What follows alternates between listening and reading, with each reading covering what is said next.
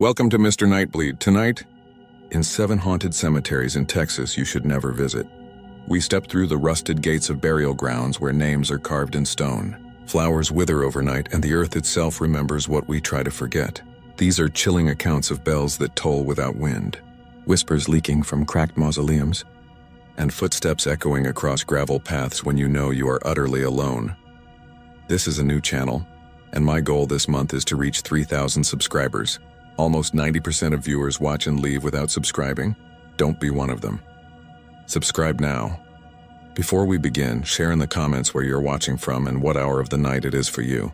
And if there is a cemetery in your town that unsettles you, type its name, because once you step past the gates of these haunted resting grounds, not everything allows you to leave. Kill the lights. Silence the world. Take a slow breath, and let us begin.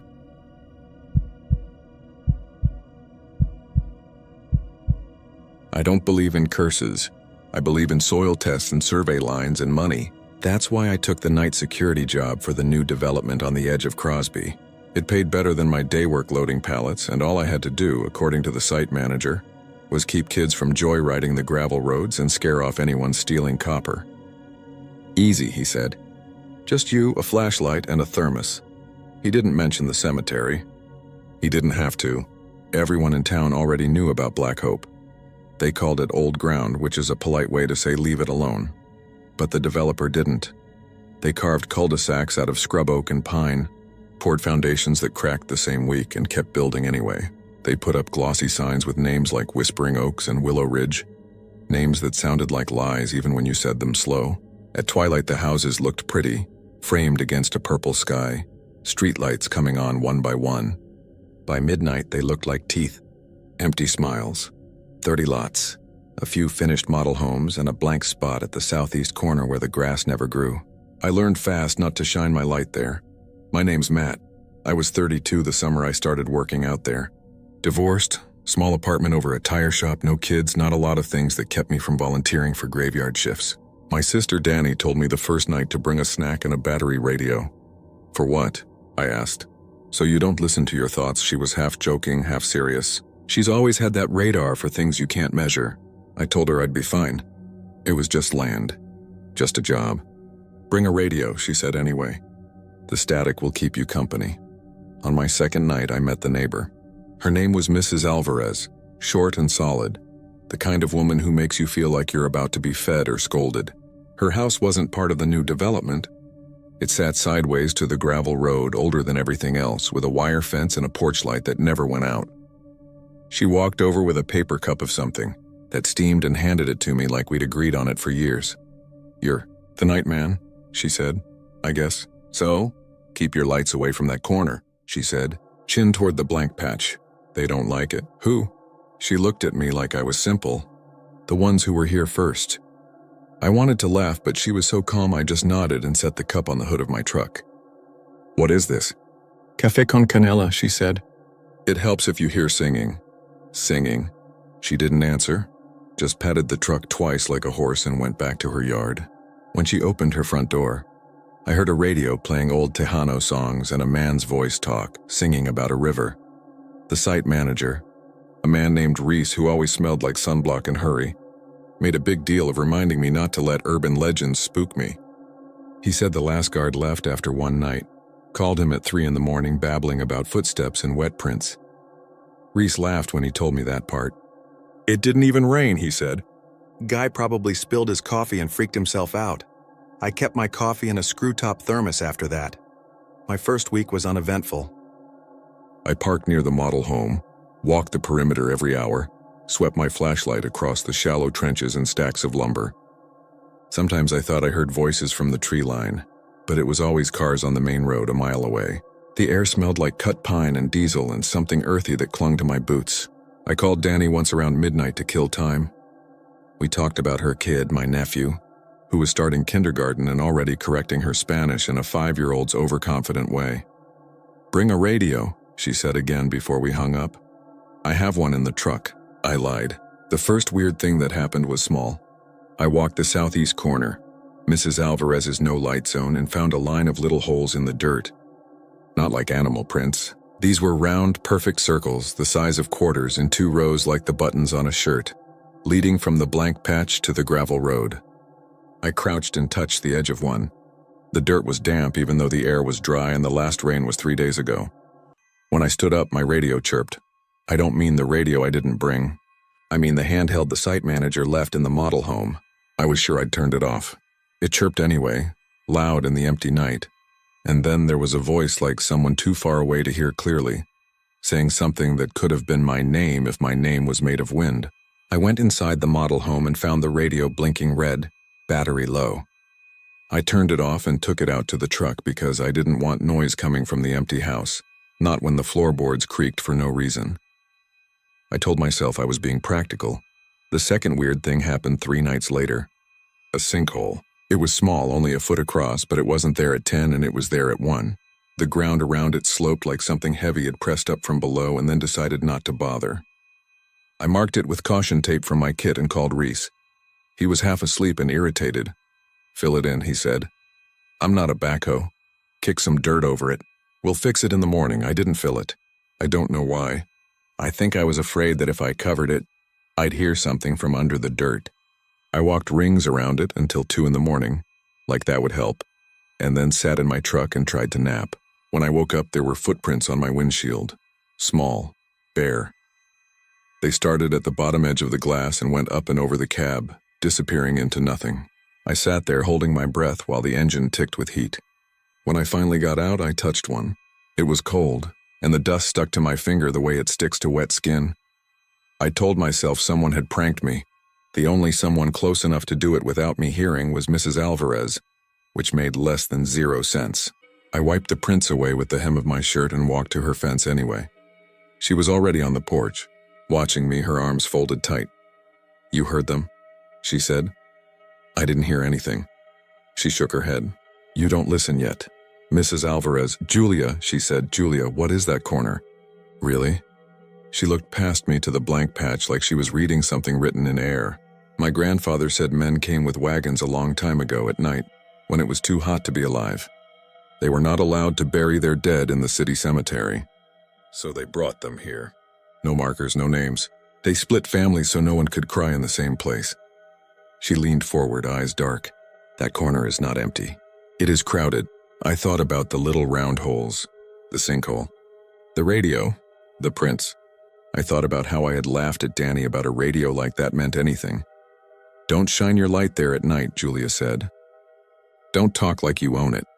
And if you hear singing, you hum along like you don't know the words." I nodded and went back to my truck and did not sleep again. The next day, Reese huffed around the site and made notes and complained about moisture issues like moisture was a personal insult. He stood at the sinkhole with his hands on his hips and said, "Fill it." He ordered a laborer named Tom to bring a load of dirt. Tom, a lean man with a ball cap that had seen better days, looked at the hole and shook his head. "Boss," he said, "that's not going to hold." "It'll hold until inspection," Reese said, and walked away. Tom waited until he was gone and then crouched by the hole. "You hear it?" he asked me. "What?" He tilted his head. We were both quiet. I was about to say no when I realized I did hear something. Not singing, not even a voice.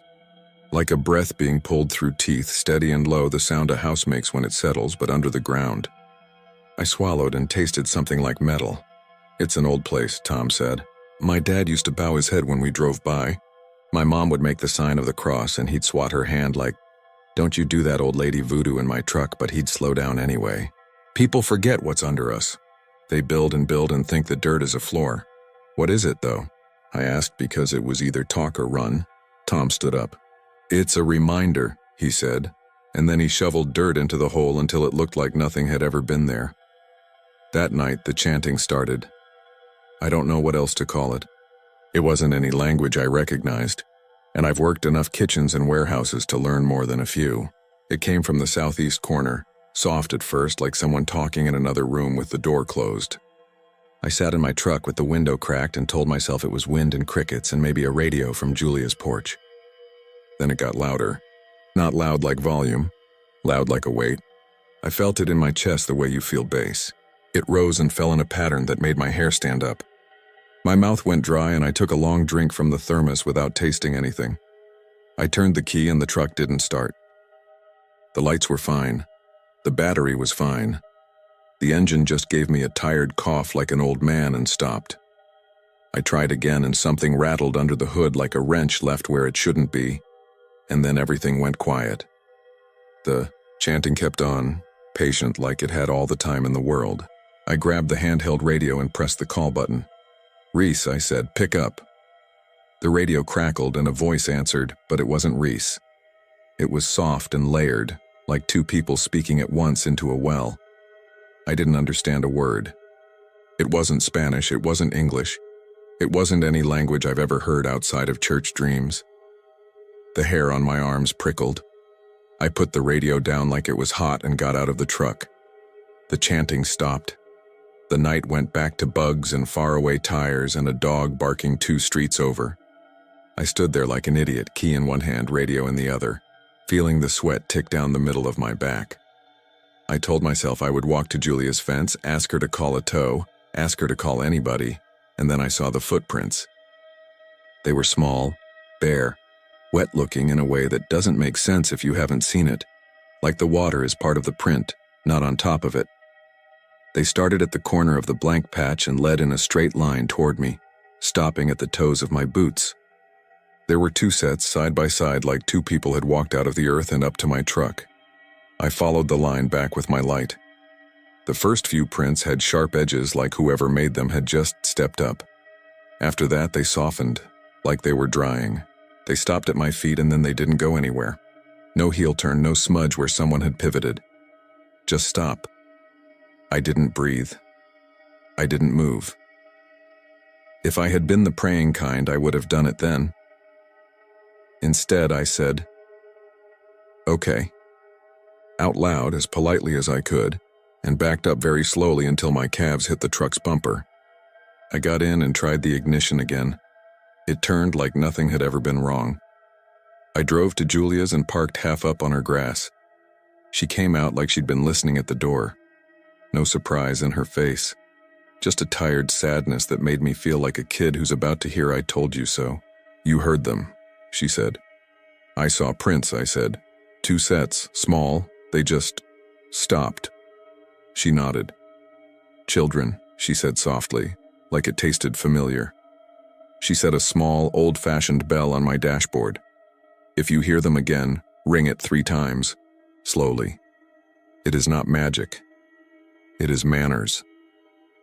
"What does that even—" "It tells them you see them," she said. And then she put her hand on my cheek, the way my mother used to do when I came home too late. "Don't go to that corner again." I tried not to. I really did. But everything bad out there was drawn to it the way water is drawn to the low spot. Pipes burst on that side first. The model home's front door swelled and stuck only when it faced that way. A pallet of bricks slid without anyone touching it and came to rest neatly like a wall that had decided not to stand. When the wind blew, the weeds there moved against it. During the 4th week, Reese announced I'd have company on my shift. "We got copper taken from the far end," he lied. I could tell he was lying because he wouldn't meet my eyes and because his sunblock smell was stronger, like he'd rushed through it. I hired a second guard to patrol the perimeter and make you feel less lonely. The second guard was a big guy named Curtis with forearms like fence posts and a laugh that came out of his nose. He took one look at the blank patch and said, "Nope. I'll take the north side," I offered. "We'll switch every hour," he said, like a man making a good compromise with a ghost. We lasted an hour and a half. At a little after 1, Curtis went to check the portable toilets by the south fence and didn't come back. 15 minutes passed, then 20. I called on the radio, got nothing but static. I cussed, grabbed my light, and went to find him. He was standing by the toilets, jaw slack, breathing fast through his nose like he'd run hard and stopped too quick. His light lay in the grass, shining at his shoes. I picked it up and swung the beam where he was staring. The sinkhole was back. Bigger this time, 2 feet across, and this time there was no slow slope around it, no suggestion. The circle cut clean like a cookie from dough. The dirt at the rim was damp, The air above it was colder than the rest of the night by a degree you could measure with your skin. "Did you see?" I started. "Listen," he said. We did. Something moved deep below us, not directly under the hole, but in the direction of the blank patch, a shuffling, not animal, not roots, not water. Dry sound, fabric on wood. It took me a long time to understand what I was hearing. "Curtis," I whispered. "Back up." He didn't. He leaned forward just slightly, like a man leaning into a mirror. "Someone's down there," he said. No. His foot slid. Dirt went into the hole. The sound changed. It became a stutter, a gasp, the hungry inhale of a pressure drop, the kind you feel in your ears before a storm. Curtis grabbed my forearm hard enough to bruise. "Pull," he said, though he wasn't being pulled. He just needed the word. I stepped back and took him with me. The ground by the hole crumbled. A chunk the size of a dinner plate fell away, then another. Something flashed pale down there and then disappeared. Curtis hissed like he'd touched a burner. We kept stepping back until the earth stopped moving. The chanting began somewhere to our left, distant and steady. Not angry, not kind. Less like a song and more like instructions repeated until the hands know what to do without the head. The wind came up out of nowhere and ran in place, rustling plastic wrap and paper plans and making the half-built walls whisper. I realized I was holding Julia's bell in my fist. I don't remember taking it from the truck. I rang it once. Twice. 3 times. Slowly. It sounded thin and ridiculous in the open air. The chanting stopped like someone cut a rope. Curtis and I stood there with the wind pushing at our shirts. He wiped his mouth with the back of his hand and laughed his nose laugh, except now it sounded like a man trying not to cry. "I'm not coming back," he said. "You're on shift until I'm not coming back," he said again, and I believed him. The next day, Reese acted like we were children who'd stayed up too late telling ghost stories. He said the portable toilet had shifted because of subsoil differential. He said the hole was decompaction. He said Curtis's resignation was a personnel issue. He didn't say what I saw in his eyes, which was fear shaped like anger. He told me if I couldn't handle it, he'd find someone who could. I could have quit. I probably should have. But something about the place had its hook in me, not the shine of it, the opposite. The stubborn, quiet way it refused to be turned into a brochure. I told myself it was a working man thing, solidarity with ground that didn't want to be bossed. Danny said I was being an idiot and also asked if I was sleeping. I told her yes. I lied. When I did sleep, I dreamed of small hands patting the sheet near my knees like a child checking a bed for monsters. 2 nights later, the water line burst under the model home. I heard it like a sigh, then a cough, then a flat bang. Water poured up through the crawlspace vents, muddy and strong, as if the earth was tired of drinking and decided to spit. I ran to the main and shut it off, then stood in the dark, listening to water still moving where it shouldn't. The model home smelled like wet plaster and sweet rot. My boots left prints in the silt on the floor. I should have called Reese. Instead, I went to the blank patch. I don't know why. I think I wanted to see if the ground there was dry, like that would mean something. The weeds there were wet as if rain had fallen just in that square. My light bounced off something pale low to the dirt. I crouched. It was a button. Old, bone or shell, with 2 holes. The kind you'd find in a jar in your grandmother's sewing box. It wasn't buried. It was set on the surface as neatly as if someone had placed it there for me. I picked it up without thinking. It was warmer than the air. I almost dropped it. Behind me, someone whispered. It wasn't words. It was breath near my ear, the kind of sound you make to get someone's attention in a church. I stood up fast enough to mess up my knee and spun around with the light. The beam cut lines across the weeds and hit nothing but stems and my own breath. I said, "Okay," again, because manners are habits. I set the button down where I found it and backed away. The next morning, the model home's floor was covered in prints. Not small this time. Adult. Bare. From the front door to the kitchen to the hallway where the staged family photos hung, and back to the vanity in the master bathroom. They stopped there, right in front of the mirror. A smudge in the dust like a hand had touched the glass. The plumber whistled when he saw them and said, "Man, y'all throw good parties," and then got out his wrenches and wouldn't look at me again. I rang the bell that night just to hear it. Nothing answered. I sat on the tailgate and watched Julia water her front garden like any night. She waved without looking up. When I finally went home, dawn was a thin bruise on the horizon. I lasted another week. I wouldn't have, but the money kept its own kind of chanting in my head. Rent, tires, groceries, you don't have a cushion. During that week, the chanting at the corner came every night. Sometimes for minutes, sometimes for hours. I learned that if I hummed, it changed. Not louder or quieter, just different, like a conversation. I started to think about them. Not as ghosts exactly. As neighbors I didn't know how to greet. I brought a second thermos and poured a little into the dirt when I did my rounds. It felt stupid and right at the same time. On my last night, Danny drove out to bring me tacos and to see if I was telling the truth.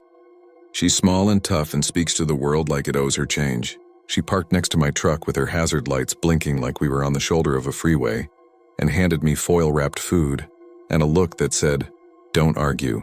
I'm staying for an hour," she said. "I want to hear it." I told her I didn't know if they'd come. I told her it didn't work like a show.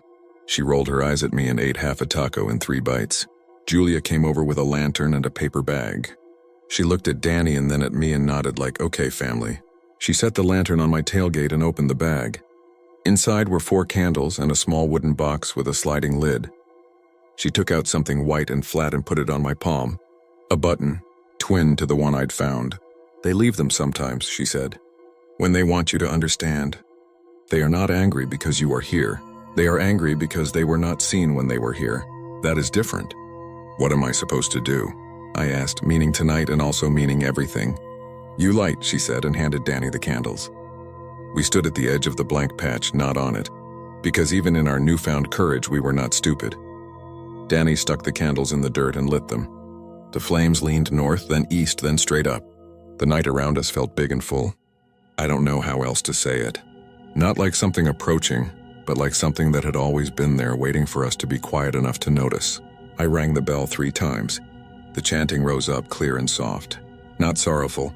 Not peaceful either. Work song, hands in rhythm. The hair on my arms and neck lifted and stayed up. Danny's face went still. Julia closed her eyes. I didn't understand the words, but my body did. My shoulders wanted to move. My breath fell into step with it without asking me. I thought suddenly and with a certainty that didn't belong to me, about a field lit by a bad moon and men digging in heat, and a woman singing to mark each drop of the shovel. The ground shifted. Not a sinkhole, not a crack. A long, slow settling like a person exhaling after holding their breath a very long time. The candles trembled but didn't go out. The chanting kept time. I realized I was crying. Not big tears, but steady. The kind you don't wipe because it would feel rude. Something white rose up through the dirt between the candles. Danny grabbed my hand and squeezed hard enough to hurt. The white wasn't bones. It was cloth. A strip. The edge of a sleeve pushing up and then laying back like a wave. It left a clean line in the soil, the way a sheet leaves a line on a bed. The chanting deepened, and for one shattering second I understood a word. Not with my ears. With my chest. A name, not mine. Someone's. Someone whose button I had picked up and put back because I finally understood that not everything found is for me. Danny whispered, "You hear that?" And I nodded. The candles went out. Not with a puff. With a sigh. The night folded back around us. The lot went back to bugs and wind shift and a far dog. I rang the bell once without meaning to, and the sound made my skin crawl because it felt like interrupting a prayer. Danny said very softly, "We should go." Julia put her hand on my shoulder. "You should go," she said. "And not just tonight." I quit the next morning. Reese didn't argue. He looked relieved. He said something about seasonal staffing adjustments in a voice that tried to be professional and landed on grateful. Curtis was already gone. Tom had transferred to another site. They filled the sinkhole again and poured a slab over the blank patch 2 weeks later. They built a house there. They sold it to a couple from Houston who wanted country quiet. I moved apartments. I told myself it was cheaper. It was, but that wasn't why. The night after the slab went down, I woke up to wet footprints on my bedroom floor. Small, bare. They started at the baseboard by the window and walked to the side of my bed and stopped. I sat up fast enough to make myself dizzy and reached for the lamp. In that second before the light, I smelled soil. Not dirt soil, old and deep. I turned on the lamp and the prints were gone. I called Julia the next day and told her. She said, "They know your name now." "That is not a curse, Matthew. That is a responsibility." "What am I supposed to do?" I asked again because it was the only question I had that wasn't a cry. "You remember," she said. "When people laugh, you say the names of the streets that were here before the cul-de-sacs. When you pass by and see the house, you touch your hat. When you hear singing, you hum. I do. Not because I think it keeps them away, but because it feels like the only honest thing. When I drive past the development now, the model home is a real home with a swing and a plastic slide. There's a blue wreath on the door. The southeast corner house has gray shutters and a lawn that never looks right. A little too yellow, a little too tired. Sometimes I see the woman who lives there watering a strip that never takes. She waves. I wave back.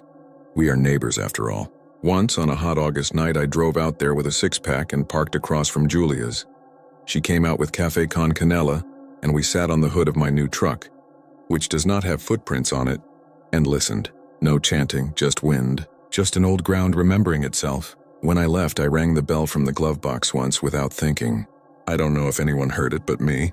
I don't tell this story to scare you. I don't even tell it to warn you. I tell it because some places deserve to be spoken of in low voices. Because not everything that makes you afraid wants to hurt you. Some things just want you to know they are there. The land remembers even when the paperwork doesn't. The earth under our city is crowded with names no one writes on mailboxes. If you go out to Black Hope, and I don't recommend you do, and the ground hums in your bones and the night feels full and the air smells like metal, you ring the bell 3 times. You hum if you don't know the words. And when the footprints stop at your feet, you say, "Okay," softly, like you're accepting a cup from a neighbor. You go home. You sleep if you can. In the morning, you try to do right by the living. You try to do right by the dead.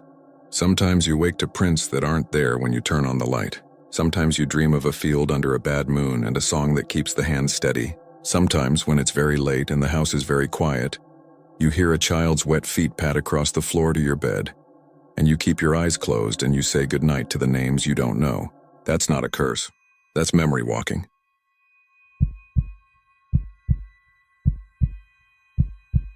I didn't grow up in Paris, Texas. My cousin Leah did. She's the kind of person who knows everyone's dog's name and which gas station has the better breakfast burritos. I drove out to visit her last October to get a break from work and from Houston in general. When you spend all week in an office with tinted windows and artificial air, you start wanting places with actual wind and grass and a sky that looks like it was painted instead of projected. On my first afternoon there, we did the usual small town, lap feed store, coffee stand, a used bookshop that smelled like damp paper and cedar. As the sun slid down and the courthouse lights blinked on, Leah pointed out a rusted iron fence up on a hill and said, "That's evergreen. You've heard about the statue, right?" I hadn't, but I didn't admit that right away. She kept driving, cheeks lit red from the stoplight, grinning at the way my eyebrows went up. "The Jesus with the red eyes," she said. "Kids dare each other to go at night. Half of them chicken out at the gate. The other half come back different." "What does different mean?" I asked. Leah shrugged like it wasn't her job to define it. "Quieter." That evening, after burgers at a place with deer heads on the wall, her boyfriend Caleb met us at her apartment. Caleb's the type who laughs during scary movies and calls the jump scares before they happen. He's got that stubborn confidence that looks like a jacket he never takes off. When Leah told him we were going to Evergreen, he smirked and grabbed his truck keys.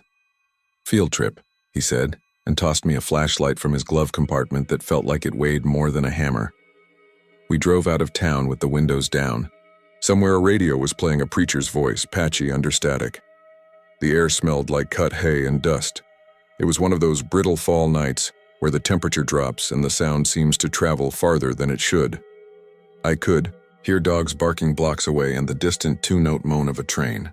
Evergreen sits behind a chain that looks decorative during the day and like a warning after dark. We parked along the shoulder and climbed the shallow ditch. There's a sag in the fence where people go over, and somebody had tied a length of blue ribbon there, frayed to threads that shivered even though the wind was dead. The three of us swung our legs over and dropped inside like we'd just agreed to something. If you asked me to draw a cemetery from memory, I'd draw evergreen. Skinny cedars, crooked stones, names carved in fonts nobody uses anymore. Angels with the faces worn flat. Plastic flowers gone chalky. It wasn't big, just crowded. The graves laid out with the logic of a town that had grown too fast and then stopped. Our flashlights caught the glass reflectors set into some of the markers, little red marbles that bounced our beams back at us like eyes. "See?" Caleb said, kicking at a walnut hull. "It's the reflectors. You get enough light and voila."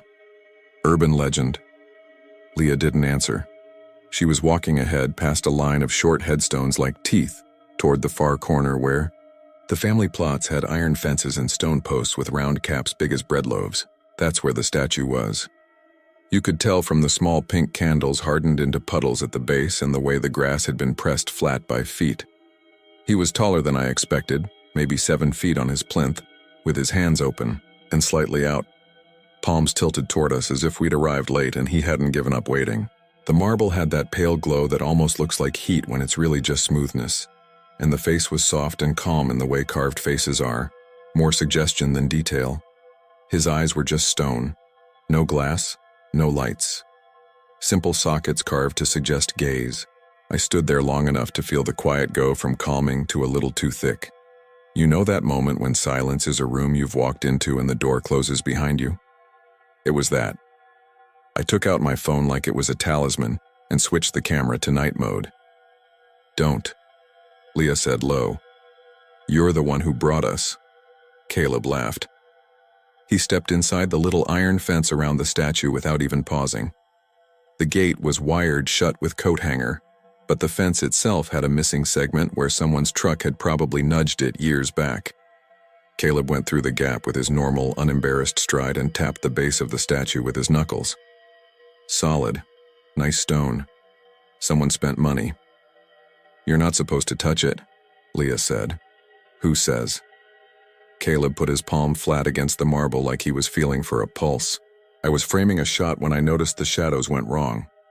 It's hard to explain without sounding like I'm trying to sell you on a campfire story, but the angles weren't right. My beam cut across the grass, and the shadow of the fence bars fell left when the flashlight was right. The cedar's shadows seemed to lean, like a row of people looking the same direction, and then there was a fourth shadow beside ours that didn't have a body to cast it.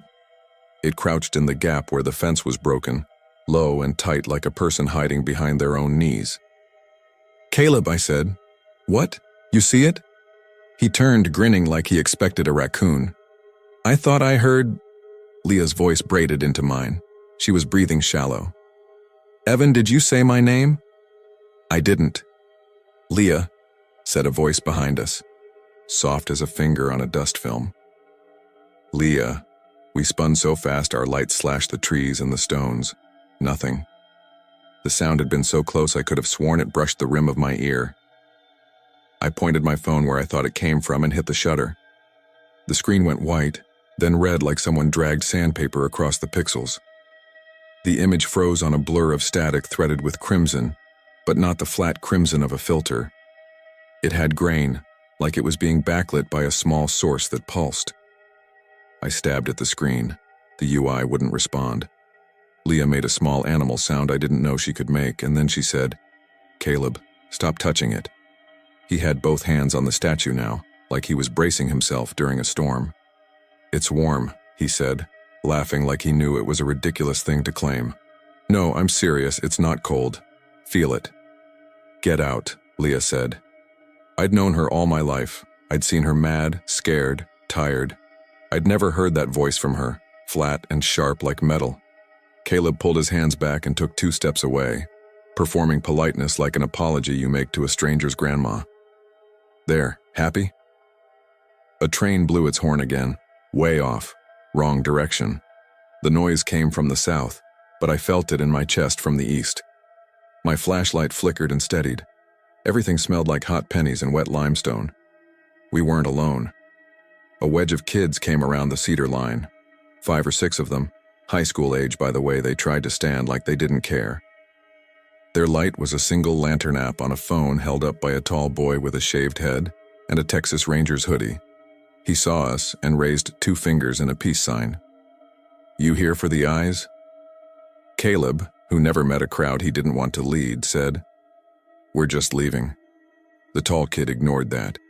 He nodded toward the statue and then sideways toward his friend, a girl with chipped black nail polish and a backpack that clicked with charms. "You don't point a light in his face," she said. "It makes him mad."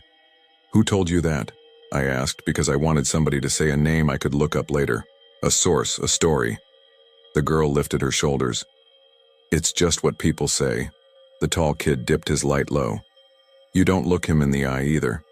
That's if you don't want him to know you." "What happens if he knows you?" Leah asked, quieter than before. The kid's jaw worked. He didn't answer. He raised the phone lamp to waist height, careful to keep it pointed at the ground, and he and his friends started walking toward us like we were mile markers on a road they took every night. As they got close, I realized something was wrong with the sound of their steps. I could hear each foot scuff the gravel, the soft crunch of grass. But there was also another set of steps, lighter, nearby and perfectly synced to mine. When I stopped, it stopped. When I shifted left, it shifted left. It was like an echo that had learned to keep up. "Do you hear that?" I asked. "What?" Caleb said. It should have irritated me, the way he never let himself admit he was spooked. Instead, it felt like a handhold. If he wasn't scared, maybe the night would bend around his disbelief and go soft. The tall kid put a finger to his lips. Behind us, someone laughed. It was a short laugh like a cough, the kind you make when you're embarrassed. The 6 of us turned at once, a carousel of beams. The laugh didn't repeat. And then, up on the plinth, the carved eyes started to glow. It wasn't like a flip of a switch. It was the barest hint of a red fleck at first, the way a brake light looks through fog. Then the flecks deepened. 2 dark cherries where stone should have been, and the color thickened the way a bruise blooms. The light wasn't bright exactly. It didn't spill.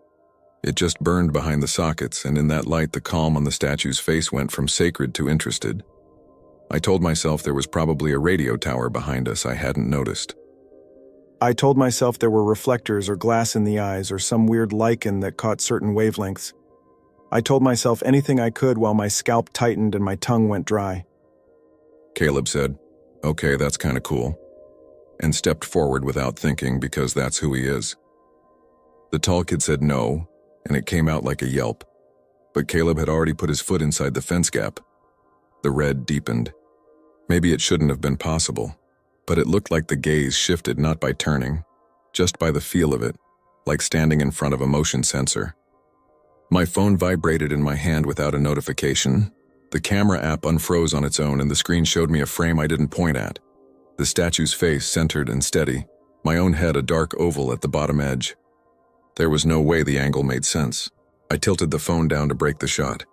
The screen didn't move. The statue on the screen tilted its head the smallest degree, a nod that didn't happen in the physical world. The red points on the screen weren't exactly where the real red points were, like the image was feeding me the answer it preferred.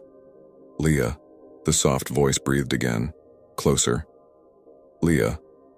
She grabbed my arm so tight her nails bit, and I was glad for the pain because it meant she was still here. "We have to go," she said. "Right now." "Hang on," Caleb said. He lifted his phone and snapped 3 pictures in defiant succession, the way you clap at a motion sensor light to make it come on. He glanced at the screen, then frowned harder than I'd ever seen him frown. "He didn't show us right away." He pinched to zoom, then pinched again, and the frown shook and turned into something like nausea. "What?" I asked. He swallowed. It put my name on the base." "That doesn't make any sense," I said, and reached for his phone. He resisted, then gave it up like he'd realized he shouldn't be the one holding it. The photo was grainy and dark, but the base of the statue was legible. Weather stains, wax drops, a patch of moss. And scratched into the grime layer with a fingernail or a key, I could read Caleb and under it a date in the format you use when you sign for a package. It was tonight's date. The tall kid made a rough sound like the beginnings of a cry he swallowed. The girl with black nails said, "We're done," and reached for his sleeve.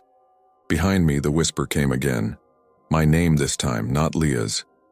It said it with curiosity, like testing the weight of it in a mouth that belonged to the ground. I looked up at the face without meaning to. The red burned so steadily it might as well have been still, but I felt the focus change the way you feel someone in a room turn their attention. It landed on me. It recognized me. That's the only language my brain gave me, and it felt as true as anything I could touch. "Don't look," Leah said, but I already had. Something elastic in the air stretched and went tight. The fourth shadow at the fence lifted itself onto two knot legs and elongated into the shape of a person who didn't quite know how to be one. It didn't have edges, just density where there shouldn't be any. Caleb made a sound I'm embarrassed to put in writing. A strangled exclamation that ended on a laugh like he couldn't help himself. He moved backward without turning, eyes on the red, hands out as if to keep himself from touching anything. His heels bumped a flat stone and he stumbled. I grabbed for him and got only his jacket sleeve. The statue's right hand, the carved palm open in blessing, wasn't open anymore. I know how that sounds. I know marble doesn't change shape like a muscle flexing. But the shadow of the hand had moved on the ground, and where it had been open a second ago, it was now slightly curled. The first two stone fingers bent the tiniest fraction, as if closing over an invisible rope between us. The red in the eyes pulsed once. "Not brighter, closer." "We're done," the girl repeated, and then she was actually running. The tall kid hesitated, torn between bravado and survival, and chose survival. His light swung and went small. The rest followed in a tangle of elbows and whispers. "Out," Leah said, dragging me. "Evan, please." We went for the gap in the fence and it felt smaller than before, like the metal had swelled. My flashlight died, then came back, a yo-yo of light. Caleb came last and he wouldn't put his back to the statue, so he crab-walked sideways until his shoulder caught the iron and the wire snagged his jacket. He cursed and shoved, ripped free with a squeal of fabric, and we were moving across the grass so fast I stepped on a grave and said sorry out loud to a name I don't remember. At the edge, I heard a car roll to a stop and a door pop. A voice called, "Y'all need to leave." Authoritative but not mad. A flashlight beam swept the path without going high. A police cruiser idled at the ditch, red and blue lights spinning without the siren. The officer didn't ask our names. He didn't write anything down. He just flicked his eyes at the fence and said, "Don't look back, okay? Just don't." We didn't. Not until we were buckled and the truck was moving. Caleb started to laugh again, then stopped and pressed his mouth flat like he'd crushed the laugh between his teeth. He drove too fast, hands tight on the wheel, and nobody said anything until we were under the buzzing fluorescence of a Whataburger.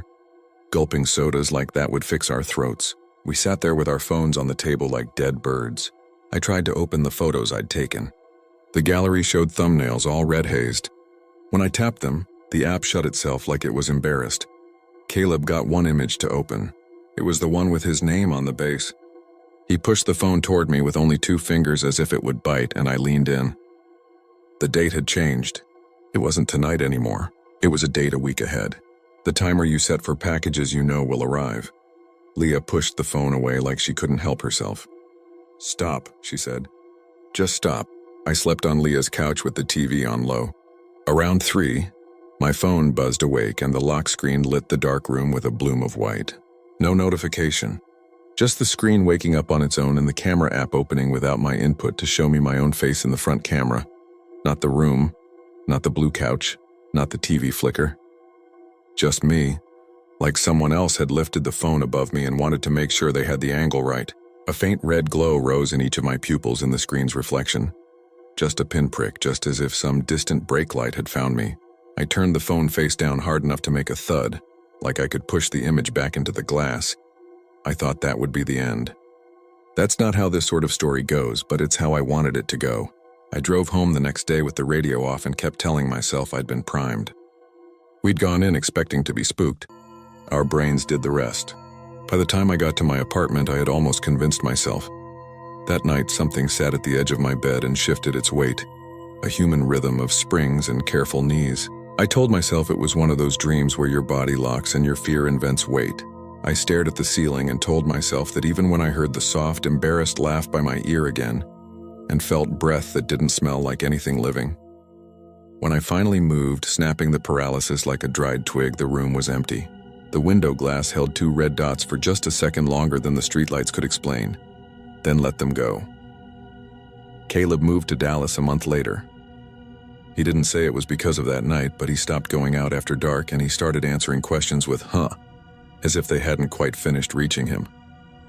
Leah told me he doesn't sleep through anymore. He keeps waking up at 3:07, she said, which is the exact minute my phone wakes itself to show me my own face. I went back to Evergreen once, in daylight. I told myself I needed closure, which is a fancy word for a reason that doesn't admit you just want to poke the bruise. The chain across the entrance hung lazy, and the blue ribbon on the fence was gone. The statue looked the way it had before, hands open again, placid, no red. The base was clean. No name, no date. Someone had taken steel wool to the stone, or maybe there'd never been anything there at all. As I stood there, two things happened. My phone's compass spun a lazy circle even though my feet weren't moving, and a fly landed on the statue's cheek, walked across the carved eye, and hesitated like it had stepped into a zone that didn't feel like air. It lifted and drifted away, its buzz softer than it ought to be. A groundskeeper across the hill put his rake down and waved at me without looking at the statue. "Afternoon," he called. "Looks like rain." It didn't rain. The sky stayed hard blue. On my way out, I passed a woman on the sidewalk with a grocery bag. She glanced up at the hill, not at me, and then glanced away like she'd touched a hot burner and didn't want anyone to know. "Evening," she said, though it was noon. "I don't have a thesis to offer here. If you came looking for a takeaway, I can only give you this. Sometimes a town learns the shape of something and bends around it, the way roots grow around a stone. People don't talk about Evergreen because there's nothing to say that doesn't sound like a dare or an admission. If you go, you'll think you're just passing through a place where names are carved and years are counted. You'll think you're outside time observing. You're not. You're being observed. When you feel your name tested in a voice that can't belong to a person, you'll realize names are just handles, and you handed yours over when you looked up. If you ever find yourself at that fence and you see the red, don't try to take a picture. Don't touch the base. Don't look the gaze directly. Walk back the way you came. Keep your hands where you can see them. Keep your eyes on the ground and don't laugh even if your nerves tell you to. If you've already looked, I don't have good advice for you. My phone wakes itself at 3:07 every night and opens the camera to make sure my face is still the same shape. Sometimes the image tilts its head a fraction before I do. Sometimes, on the nights I'm brave enough to keep watching, I see a second shape just behind my shoulder. It's not a person. It's the idea of one, crouched and patient. A week after that night in Evergreen, I got a package notification with a date I recognized. No package arrived. The notification won't clear. Maybe that's the joke. Maybe it's nothing. Maybe it's just a line of text that doesn't mean anything at all. But I can't shake the feeling that something's signed for me.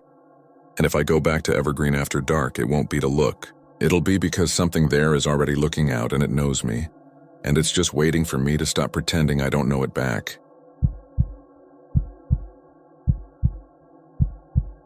I'm not from Galveston. I grew up outside Houston. The kind of place where the air always smelled a little like hot rubber from the freeway, and your shoes stuck to parking lots in August.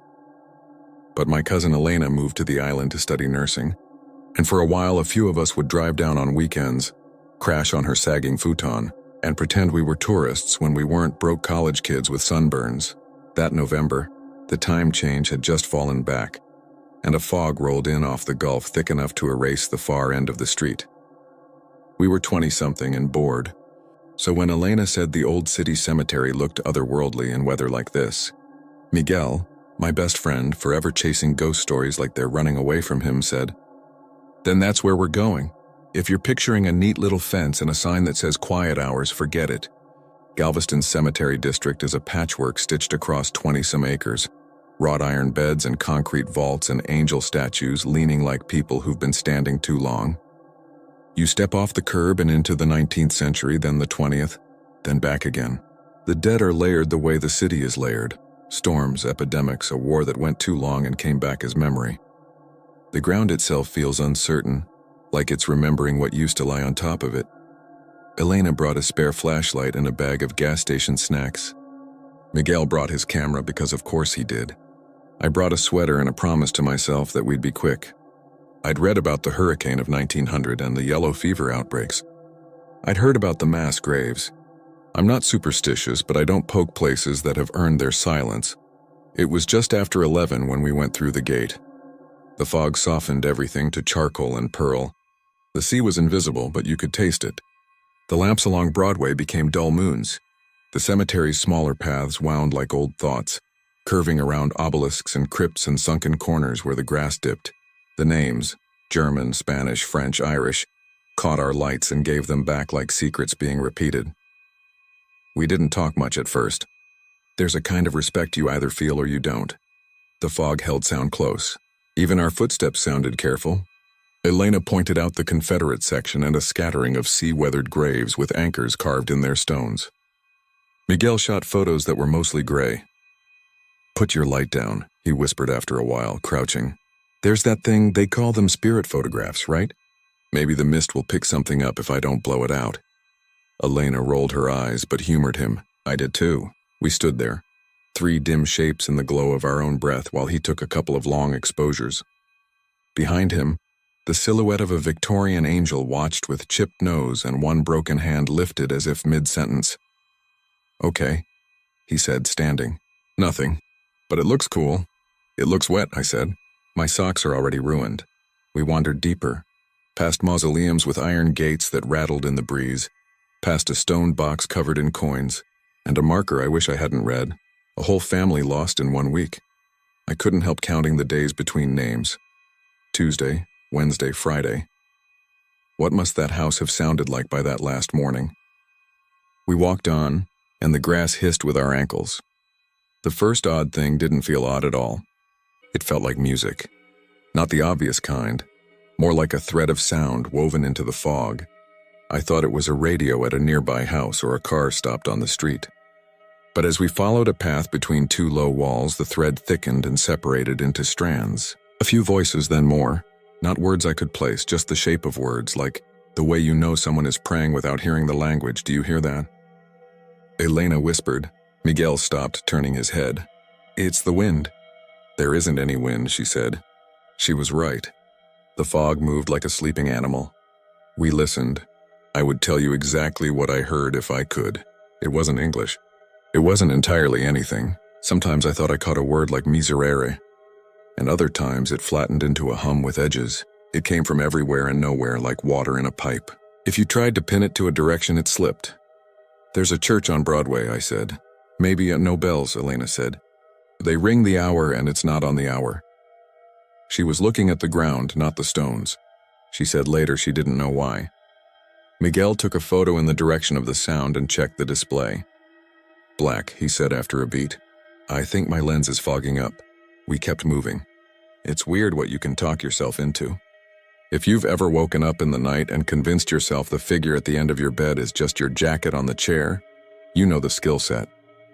I pointed out names aloud as we passed them, Boudreaux, Martinez, Meyer, as if naming the present would fortify it. Elena told Miguel about a patient at the clinic who'd come in with a fishhook buried in his hand. Miguel told us about a photographer in the 1800s who faked seances. Normal things. Our breath made little clouds in front of our lights.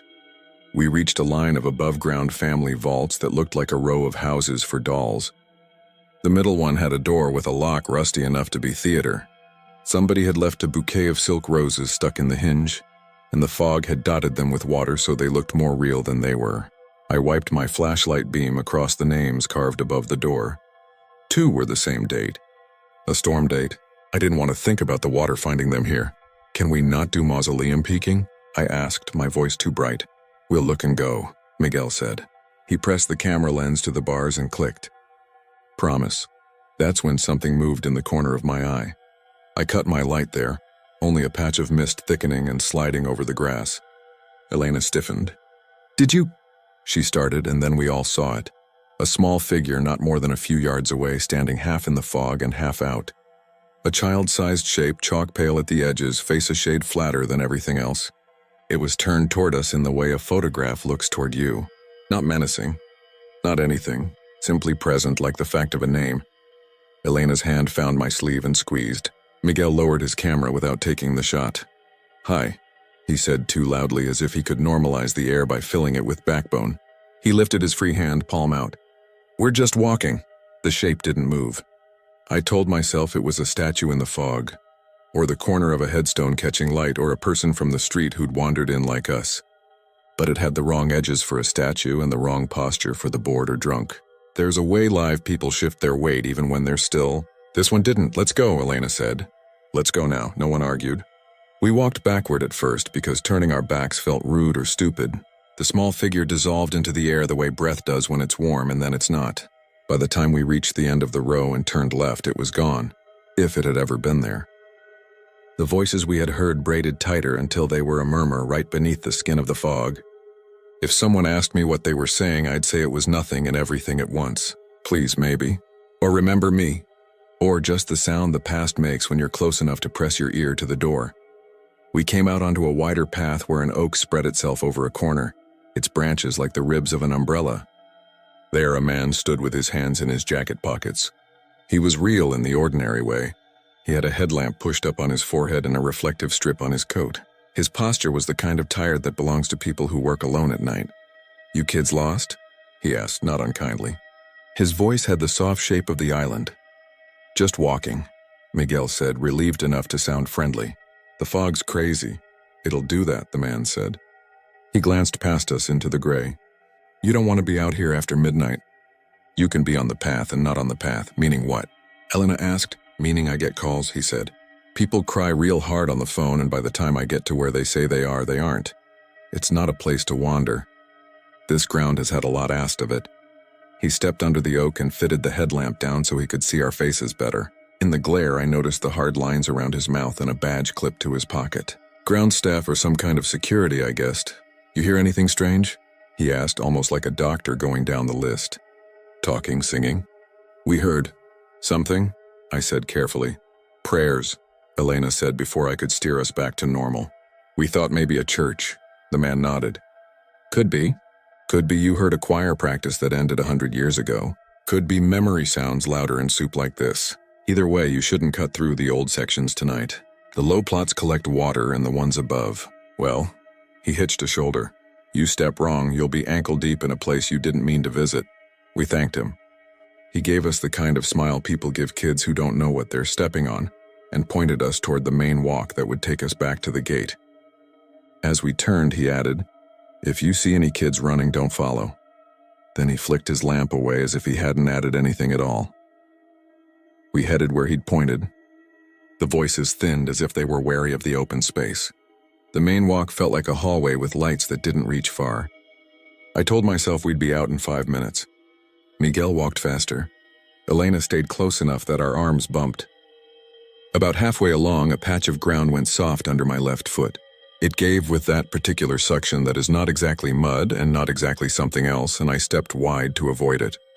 My sneaker came away with a wet sound and an unkind old smell rose, a sweet and sour that made my stomach lean toward my throat. "Keep to the middle," Elena said quietly. "Don't step near the edges." She was breathing shallowly now. "I want to go home." We picked up speed. The fog coiled and loosened around us like something living. The gate was ahead somewhere. If I had looked up sooner, maybe I would have seen the 3 figures lined along the right-hand side of the path. Not standing together like friends, but spaced as if waiting their turns. The first wore what might have been a uniform or just a coat with buttons that caught the light. The second was a woman with her arms wrapped around herself, hair pinned back in a style I've only seen in photographs. The third was small, barefoot. All of them faced us as if watching a slow parade. We did not stop. Miguel whispered, "Ignore it. It's fog on the stones. Keep walking." He sounded like he was talking to himself.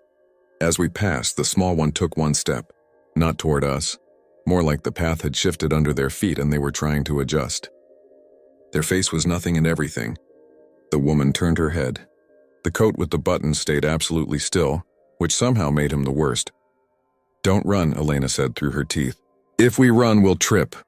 I don't know if not running saved us or doomed us to a longer memory." We walked as if we had learned to walk yesterday. We kept our eyes on the gray in front of us instead of on the edges, where the shapes might be. The murmur threaded itself around our knees. My flashlight shook. I aimed it ahead and then down and then ahead again, as if the beam had grown rebellious and needed hurting. The gate wasn't where it had been. The path that should have straightened toward the road veered, and when we followed it, it dead-ended into a low, walled family plot with a tree taking up one corner.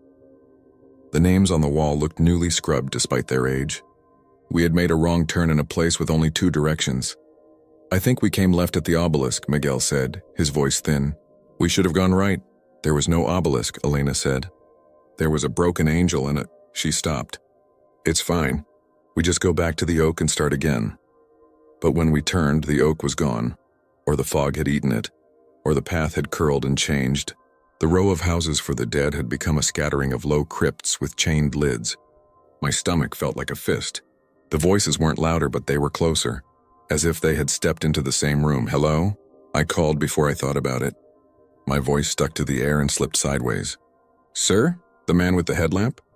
The fog gave me back a version of my voice that didn't like me. Elena pressed her fingers to her lips as if to fold the sound back in. We stood with that bad stillness that happens when you're trying to decide whether to scream. Then, from an angle that couldn't exist in a normal place, a small shape ran across the path. It was fast in the way children are fast. It didn't look at us because it didn't need to. It flashed through the edge of my light, a wet knee, a white calf, hair stuck flat. It cut between two stones and vanished into the gray. We all flinched the way you flinch when a bird flies too close to your face. Don't follow, Elena said immediately, like a reflex, echoing the man. We don't follow. Something tugged at my sweater. That's what it felt like, 2 fingers. Not a grab. A pull of attention, not a fabric. I spun with my light and caught nothing but the thick of the air and the outlines of things that had been standing a long time. My brain tried to take inventory because that's what brains do when they can't solve the problem. My mother's face at the kitchen table, my car parked down the street with a parking ticket snowed under the wiper, an appointment next Thursday at a dentist I didn't like, what I said to a girl in high school that I still regretted. All of it lit up at once in a stupid fireworks show called I Was Alive. I think I started to talk, rattling pointless things about how the fog makes distances weird, but Miguel said, "Stop. Do you hear it?" It took me a second. Under the murmur, under the sound of my own heart, there was a fainter sound. Not made by a throat. A scraping like a shovel meeting rock far away. One strike, another, then a pause too long to be human patience. And between strikes, the softest clink like coins being placed one by one. We go toward the road, Elena said. Forget the paths. The road is that way. She pointed not anywhere I would have chosen. Walk straight. We climbed a low wall we had definitely not climbed on the way in and stepped carefully across a sunken rectangle where the grass had settled. My foot slid on a damp stone. The murmur rose into something nearly words and then fell again. The scrape hit rock and stopped. My mouth tasted like pennies and salt. We threaded between vaults and over a strip where broken shells had been thrown down and then forgotten. The fog thinned and thickened unpredictably, and sometimes we saw more than we wanted to. A statue's face blurred so it looked like it had been rubbed. A hand-carved lamb that had absorbed the night into its eyes. A row of names all the same because sometimes entire families don't move out of the path of history fast enough. At the corner of one plot, a little pile of pebbles and seashells had been arranged by someone with steady hands. The coins clinked again, but not from there, from everywhere else. And then we were back at the oak. I knew it by the way the branches made a dark web overhead. Relief hit me so hard my knees went damp. The man with the headlamp wasn't there. The voices were quieter here, or else they were pretending to be. We hurried down the main walk, and this time it stayed straight like a promise. The gate appeared like a mouth opening. Outside, the street was empty and very clean like after a storm. The fog was less sure of itself this far from the graves. I wanted to run but didn't until we were across the street and on the sidewalk that belonged to cars and corner stores and humans who checked their phones for the time. We didn't talk for a block. When we did, it was only to confirm the obvious. "We're out," Miguel said. "We're out," Elena repeated, as if it were a spell that required repetition. We reached Elena's apartment, 3 rooms that smelled like lemon cleaner and coffee. None of us wanted to turn off the lights. We made tea we didn't drink and put on a show none of us watched. At around 2, when the fog outside the window fell back a little, we started to breathe like we'd been holding it underwater. Elena fell asleep sitting up with a blanket on her knees. Miguel scrolled through his camera without hope. "Nothing," he said after a while, not surprised. "Just mist. The photos look like smoke." "Good," I said, though I didn't feel good. If he had caught any faces in that soup, I didn't want to know which ones. He didn't give up easily. He swiped through the pictures from earlier, the ones with the angel statue and the vault and the tree, then stopped at a shot he hadn't meant to take, a blur where the camera had fired while he was lowering it. "Huh," he said, leaning in. Huh, don't, I said. Please don't say huh. It's probably nothing, he said, but his voice did the thing voices do when they're building a structure to live under. He turned the screen so I could see. It was nothing, and then it wasn't. Just a smear of gray and a brighter gray that could have been a reflection, and in the bright smear, the suggestion of a row of small shapes. Not faces, not even heads, just the geometry of presence where there shouldn't be any, the kind of thing you can't show anyone without sounding like a bored liar, which is the best kind of horror because it leaves you with no audience but yourself. We slept badly. In the morning, the sun was a pale stripe and the fog had gone home to the sea. We agreed not to go back after dark. We agreed to tell each other it was the weather and some subconscious suggestion, and the way cities store echoes. I drove back to Houston before lunch. The freeway noise was a comfort in the way a vacuum cleaner is a comfort to a baby. It obliterates subtler thoughts. I didn't think about the cemetery again until the following week, when I put on a coat I hadn't worn since that night. When I put my hand in the pocket, my fingers closed around something round and cold. For a second I thought it was gum and foil, or a key I'd forgotten about. I pulled it out. It was a coin I hadn't seen before. Not old enough to be exotic, not new enough to be interesting. It had a worn edge and a nick like a bite mark. On one side I could make out the faint outline of a wreath. On the other, a head worn flat until there was only the suggestion of a profile. It wasn't American. I don't think it was from anywhere I could name. It had weight.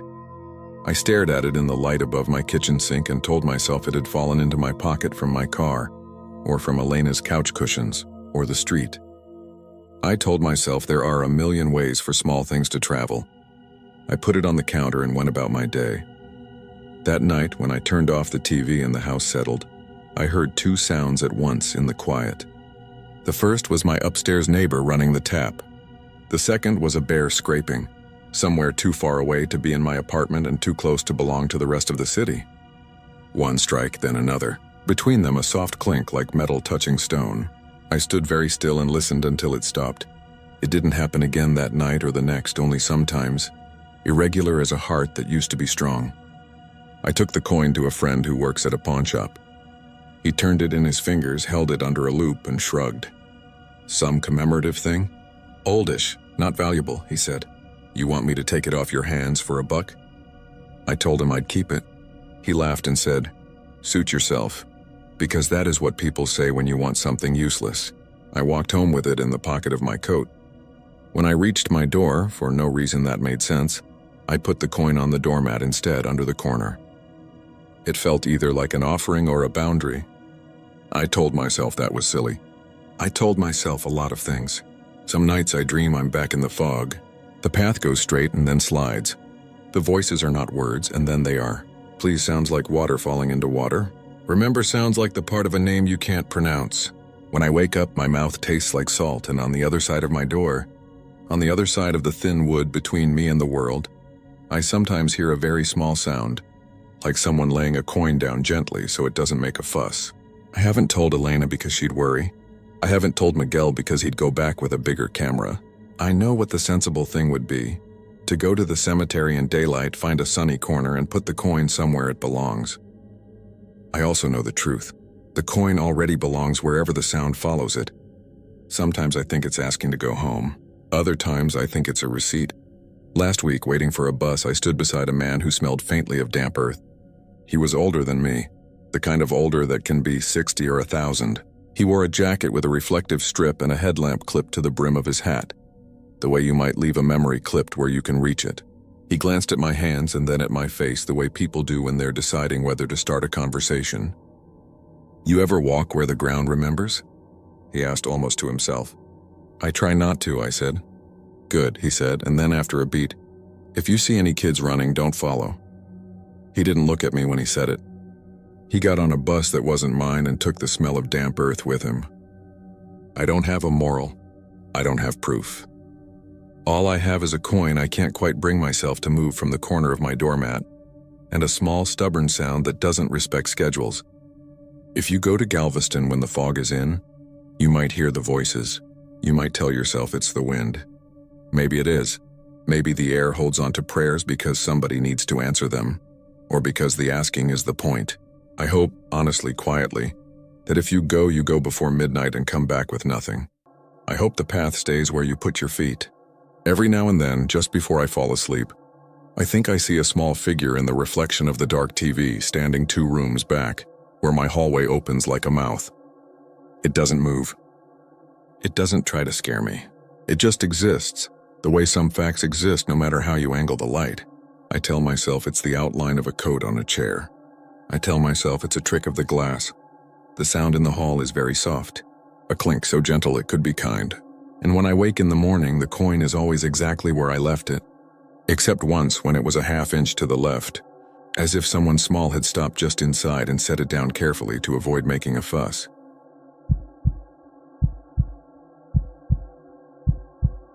I was never the kind of person who went to cemeteries at night for fun. If you'd asked me 6 months ago, I would have told you I prefer my ghosts the same way I prefer my storms. Heard about secondhand behind a window with the TV on low.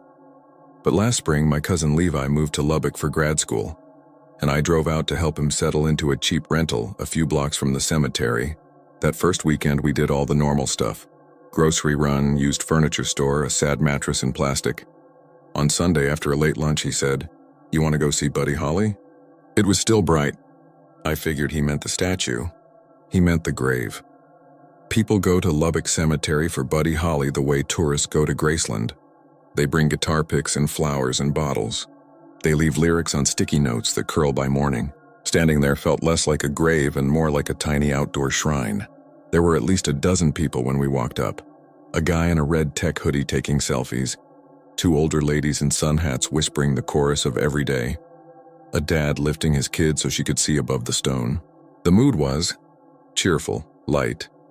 I didn't know what I expected, somber maybe, but you could tell the place meant something good to them, like a promise that not everything ends ugly. Levi nudged me. "Make a wish," he said, because that's the kind of person he is. He believes in folded-up traditions the way other people believe in sunscreen. I don't know why I did it, but I closed my eyes and kept one hand on the edge of the stone. It was warm from the sun. There was a breeze that smelled like cut grass and dust. I started to think about my dad, who used to play those old records on rainy days, and that's when the pressure started, like an invisible weight settling on my sternum. Not painful exactly, but insistent. Wrong. I opened my eyes and took a step back. "You okay?" Levi asked. "Yeah," I said, and nodded too hard. Just stood up too fast. But I hadn't been sitting. I'm not proud to admit this, but the feeling spooked me. I told myself it was the heat and the crowd, and I didn't say anything about it, not even that night when we walked past the cemetery again on our way to the convenience store. That stretch of road was dark and quiet, and the gate had its hours posted, dawn to dusk. Beyond the bars, the markers were a pale patchwork in the moonlight. What got me wasn't the way the stones stood shoulder to shoulder like a crowd that had forgotten how to breathe. It was the hum. At first, I thought it was power lines. Then I realized it was coming from the little building near the main entrance where they kept the security monitors. "Static," Levi said. "You hear it? Like a TV when the cable's out. Maybe some old fluorescent bulbs. Or orbs," he said, and then laughed at his own joke. Levi has this way of laughing that's almost a cough, like he's startled by the idea of joy. The week after I left, he started sending me texts. The first was a photo from his porch. It was dusk. The sky looked rinsed. That kind of Lubbock lavender that makes you think somebody turned down the saturation by hand. Between his fence and the street, the cemetery stretched flat and gray and endless. The caption was, "Tell me those are fireflies." In the picture, I could see a handful of pale dots, soft, steady glows, not the blinking of insects. I thought, dust in the lens. I texted back something dumb like, "You're fine, scientist." He was studying wind energy, not ghosts. But more pictures followed over the next few days. Some blurry and vague. One sharp enough that I zoomed in and saw a light the size of a small apple hovering low, right above the grass, like a careful lamp being carried by a hand that wasn't there. The glows showed up, he said, most often just after sunset, weaving between the stones as if they were dodging around people. He told me about the groundskeepers. There were 2 by day. Ralph, a quiet man with a sunburned neck, and a younger guy named Gabe who had a habit of whistling when he worked. The same 3-note tune on a loop until you wanted to scream. They kept their heads down when people had phones out. There was a third keeper for after-hours stuff, a woman named Dora. She lived with her sister and took the night shift on weekends. Levi met her when he locked his keys in his truck one evening and had to wait by the gate. She had a threadbare cardigan and calm eyes and a voice like the hush in a church. Folks faint sometimes at the Hollystone, she told him. Most stand right back up. Some don't like to come back after. Why? He asked. She considered. They say they felt pushed, she said finally, like the air was a person. He asked if the security cameras ever caught anything. Static, she said. Just snow, like the old movies when the TV lost its mind. This is the part of the story where I want to be the skeptic. I want to tell you I scolded him and reminded him of how our brains fit patterns over noise, how light bounces and insects glow, how if you stand up too fast, yes, your veins complain. I did all that. I wrote paragraphs. I linked a video about lens flare. He sent me a photo of a small circle of wet grass and said, "What explains this then?" It was the size of a chair seat, a darker patch in a dry morning. In the middle of the circle was a single long hair, like a thread of white fishing line. It's by an unmarked grave, he said. One of the keepers swears he saw a woman there rocking. People cry at graves, I said. That one just doesn't have a stone, that's all. He sent back a thumbs up, but later that night he called me. It was late and windy on his end. West Texas never learns to sit still, and I could hear his breath hitch like he'd just run up a flight of stairs. There's someone in there, he said. In where? In the cemetery. She's in white. She's not moving right. I told him to go inside and lock the door. He didn't answer, and I could picture him standing out there in the dim, clutching his phone with both hands, the way he did when he tried to take a picture without shaking. Then I heard the small clank of the fence. She's gone, he said finally. Just she was there. She sat down. He stopped. The grass is going to be wet again. I booked time off work. It felt stupid to say I needed to go check on my cousin because a ghost was being weird in a public cemetery. So I told my boss there was a family emergency. On the drive, 4 hours of flattened sky, I rehearsed all my reasonable speeches. You need more sleep. You're new in town. You're projecting your stress. But when I pulled up to his house, Levi didn't look like a person who needed a glasses cleaning talk. He looked hollowed out. He had dark crescents under his eyes, the kind that look stamped. The bones along his face stood out in a way I didn't like. You're here, he said, soft like he wasn't sure I was real. Good. We made sandwiches and sat on his concrete step because the inside of the house felt stale and the step felt sane. Across the street, behind the black iron bars, sun flared on the faces of the stones. A family picnicked near the older section. Grandparents, parents, a kid chasing a ball that kept rolling toward a row of flat markers. Near Buddy Holly's grave, a cluster of tourists posed, a guy holding up a guitar pick between two fingers like a promise. Don't be mad, Levi said eventually. I went in last night. After hours? That's Levi. There was a gap in the fence. I didn't touch anything. I just wanted to see if the lights were, if they were real and not some trick of the street lamps. And? He put down his sandwich. They weave, he said. They know where the stones are. They don't bump them. They move around like kids cutting through a crowd, and the whole time the cameras in that little building just hissed. You can hear it from the road. It's the only sound sometimes. Well, that and the whistling. Whistling. The new guy, Gabe, I think he sleeps badly. He hesitated. And there was a woman. Levi. I know how it sounds. She was in a long white dress, sitting by that unmarked grave. Dora says it was an old pauper plot. No family for anyone there. So the markers fell or were never set, and she was rocking back and forth like she was cold even though it wasn't cold. I blinked and she was gone, but the grass, he swallowed. It was wet like someone had been crying there for hours. We made a deal right then because I needed something solid to hold. Before I left on Monday, we would go inside the cemetery all together, during daylight with permission. We'd talk to Dora, we'd walk the main paths, no fence hopping, no witching hour, no orbs, no static. Just rows of names and dates in that section where everyone pretends the famous dead are listening. I could feel a part of myself standing up inside, ready to be the grown-up. We are not the kind of family that feeds fear, I told myself. We pick it up and shake it to see what falls out. Dora met us at the gate. She looked smaller by day somehow, like the sunlight washed her down to the essentials. Up close I could see the practical way she kept her hair. A low bun, fraying only a little, pins tucked where they'd be easy to find later. She led us along the gravel path, pointing out the sections the way a librarian might point out shelves. "Veterans are there," she said. "There's the older part, and that's where folks go for Buddy."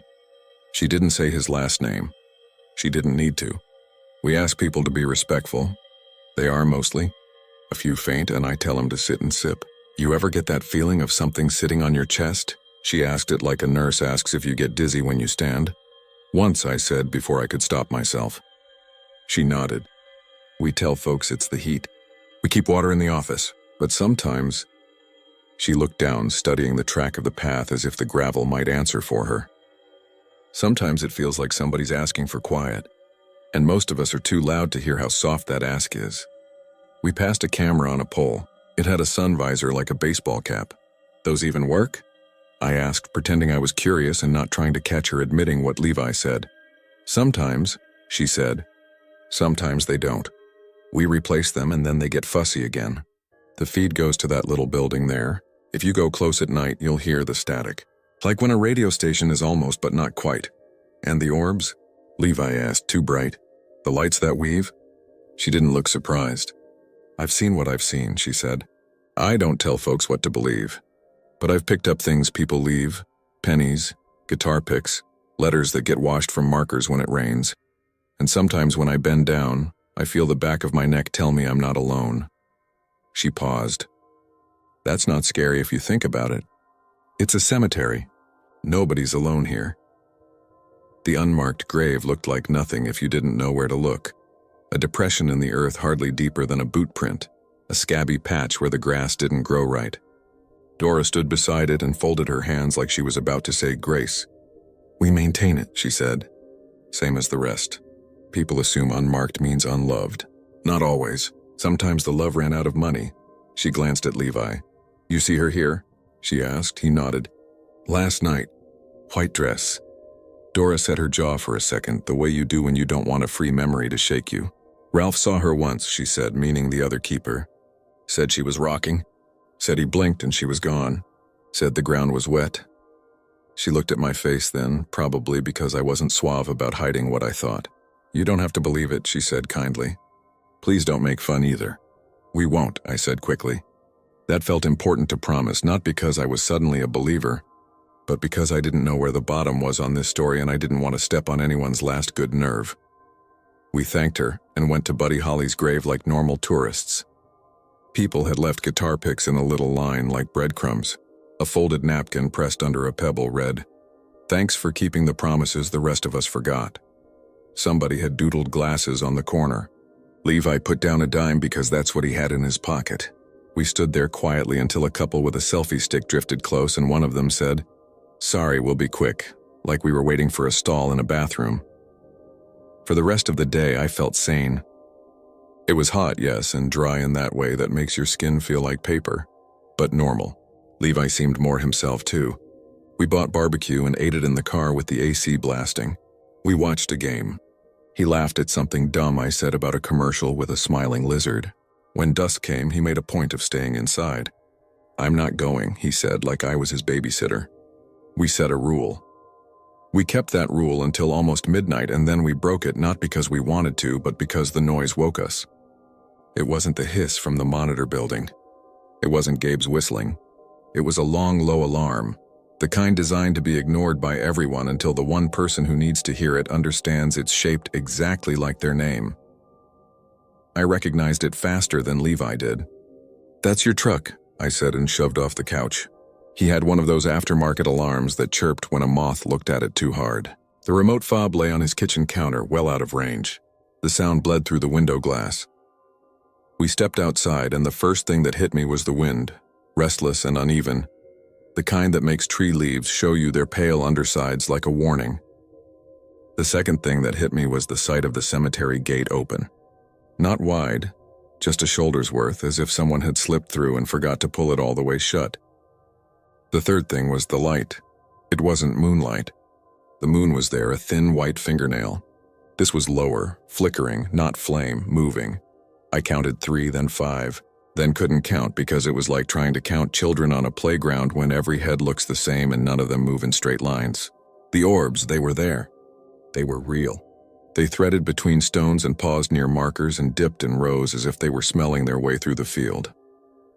"Stay," I told Levi, like he was a dog and I was a fool.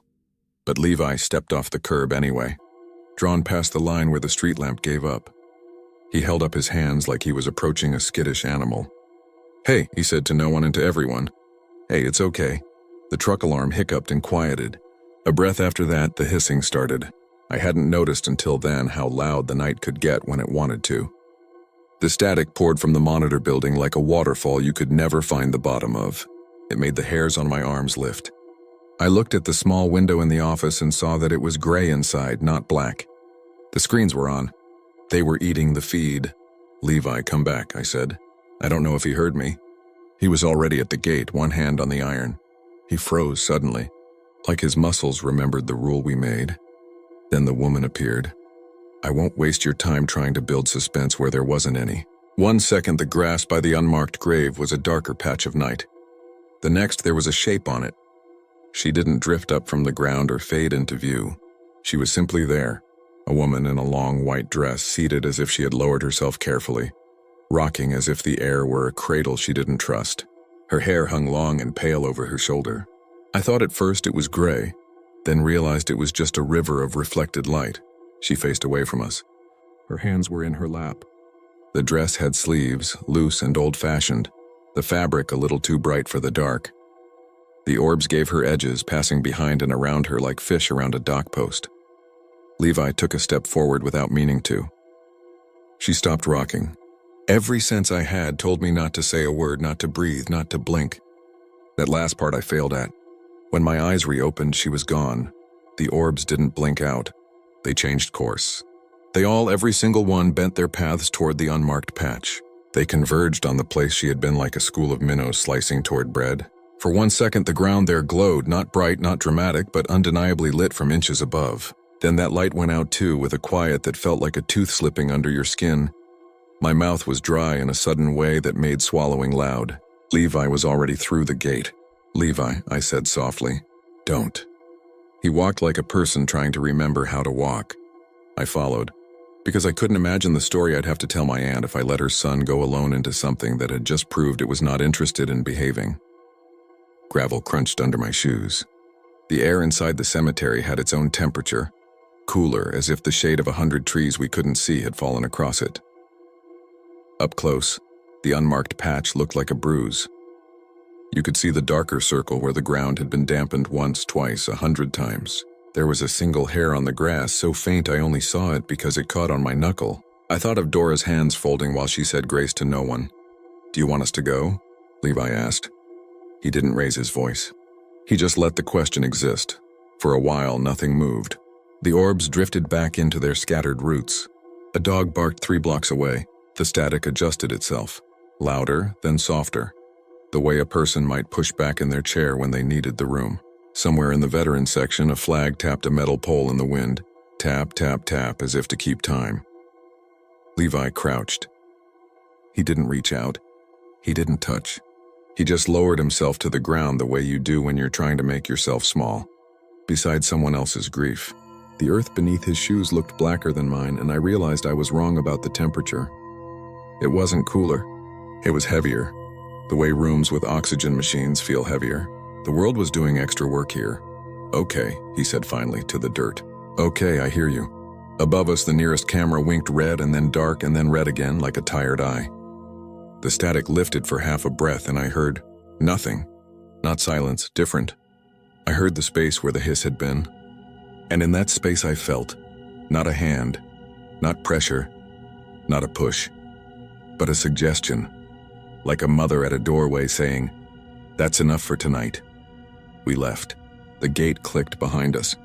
The truck alarm chirped once and gave up. Levi locked it, stared at the fob in his hand as if he'd never seen it before, then put it in his pocket. We sat on the step again without speaking for a long time. When a car went by, the driver didn't look toward us. When a pair of kids walked past on the other side, they crossed without seeming to notice they had. "I should move," Levi said at last. "You love your program," I said. "I can love it from farther away." He did, a month later. He found a place across town, farther from the cemetery, close to a bakery that opened at 6 a.m. and made the kind of bread that tastes like a reason to get out of bed. I helped him move again, and it went like moving always goes. Too many boxes, too many cords that seem like they must be important until you realize you own 18 of them. We drove past Lubbock Cemetery one last time with the windows up and the radio low. On the grass near Buddy Holly's grave, a circle of people stood with their heads bent together. One of them put a flower down. None of them fainted while we watched. For a while I thought that was our ending. The neat decision, the healthy boundary, that we don't have to be the kind of people who talk about ghosts wrap up. But that's not how this works. On his second night in the new place, Levi called me. "Don't laugh," he said. "I just want to tell you this so I'm not the only one who knows." "Okay," I said. "I was lying there trying to sleep," he said. "And I heard whistling." "Your neighbor?" "Maybe." "What tune?" He hummed it. 3 notes, up, down, up, with a little warble on the last step. The same 3 notes I'd heard Gabe whistling without realizing I'd memorized them. That was coincidence, sure. Whistling is cheap and people reuse what they hear. But he went on. "I knew I wasn't close to the cemetery," he said. "I knew that. I told myself that. I told myself it was probably 1 a.m. bar noise or a guy walking his dog at the complex next door. But I got up anyway and looked out the window, and there was nothing there. That's the whole story." "That's not nothing," I said. "It is," he said. But he stayed on the line with me until the bread trucks started their route and the sky went gray at the edges. Not because I said anything wise, but because it felt like someone standing in a doorway saying, "That's enough for tonight." In the months since, I've gone back to visit twice. We don't go to the cemetery, we don't need to. We sit on his new couch and drink coffee that's too strong and watch the morning open. Sometimes he talks about the research he's doing. Sometimes I talk about our dad and how his records crackled where the needle was a little worn. We get to choose our ghosts. That's what I tell myself when it gets too quiet. But I know that's not true. We only get to choose which ones we listen to. Last week he mailed me a small padded envelope with no return note. Just a napkin folded into quarters and a dime taped to the corner. On the napkin, in a hand that looked like his but could have been anyone's, someone had written, "Thanks for keeping the promises the rest of us forgot." I keep it in a drawer. Sometimes I take it out and hold it up to the light to see if there's anything new hidden in the fibers. There isn't, or I haven't learned how to look yet. When I close my eyes, I can feel a little pressure at the center of my chest. Not painful, exactly. If I tell you that's nerves or caffeine or the memory of standing in front of a famous grave on a hot day, you can nod, and we can be the kind of people who only talk about what we can measure. If I tell you there's a gate in Lubbock that sometimes doesn't shut, and a field where the air hums, and a woman who sits and rocks and leaves the ground damp with a grief that never dries because it never ends, you can call it a story.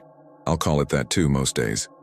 But every so often, when the house is too still and the static in my own head goes briefly quiet, I hear 3 notes whistled from nowhere, up, down, up, as if someone is checking that I remember how to listen. And I say softly, without turning on the light, "Okay, I hear you, I'm going." I go nowhere. I sit on the edge of the bed as if the edge is a headstone I should not step across. And when the urge fades, as it always does, I get up and walk to the doorway, and I tell whatever is waiting there that we're done for the night. The next morning, everything is normal. The coffee smells like a reason to trust the day. People post photos at Buddy's stone with smiles that reach their eyes. If you look behind them, though, just for a second, just long enough to be rude, you might catch it. There is a shimmer low to the ground, weaving between the markers, obliging and careful and older than the songs. And if you blink, you'll miss it. That's not just a turn of phrase. You will literally miss it if you blink. But don't worry. If you're the kind of person who needed to see it, you will. And some night after, when you're sure you've shaken it out of your head, a sound will gather in the dark like a radio finding a station, and a soft, measured weight will settle on your chest as if the air itself has leaned in to make its request. It's not a threat. It's not even a warning. It's a single, simple idea that won't leave you alone. Be quiet. Be still. Someone is trying to rest.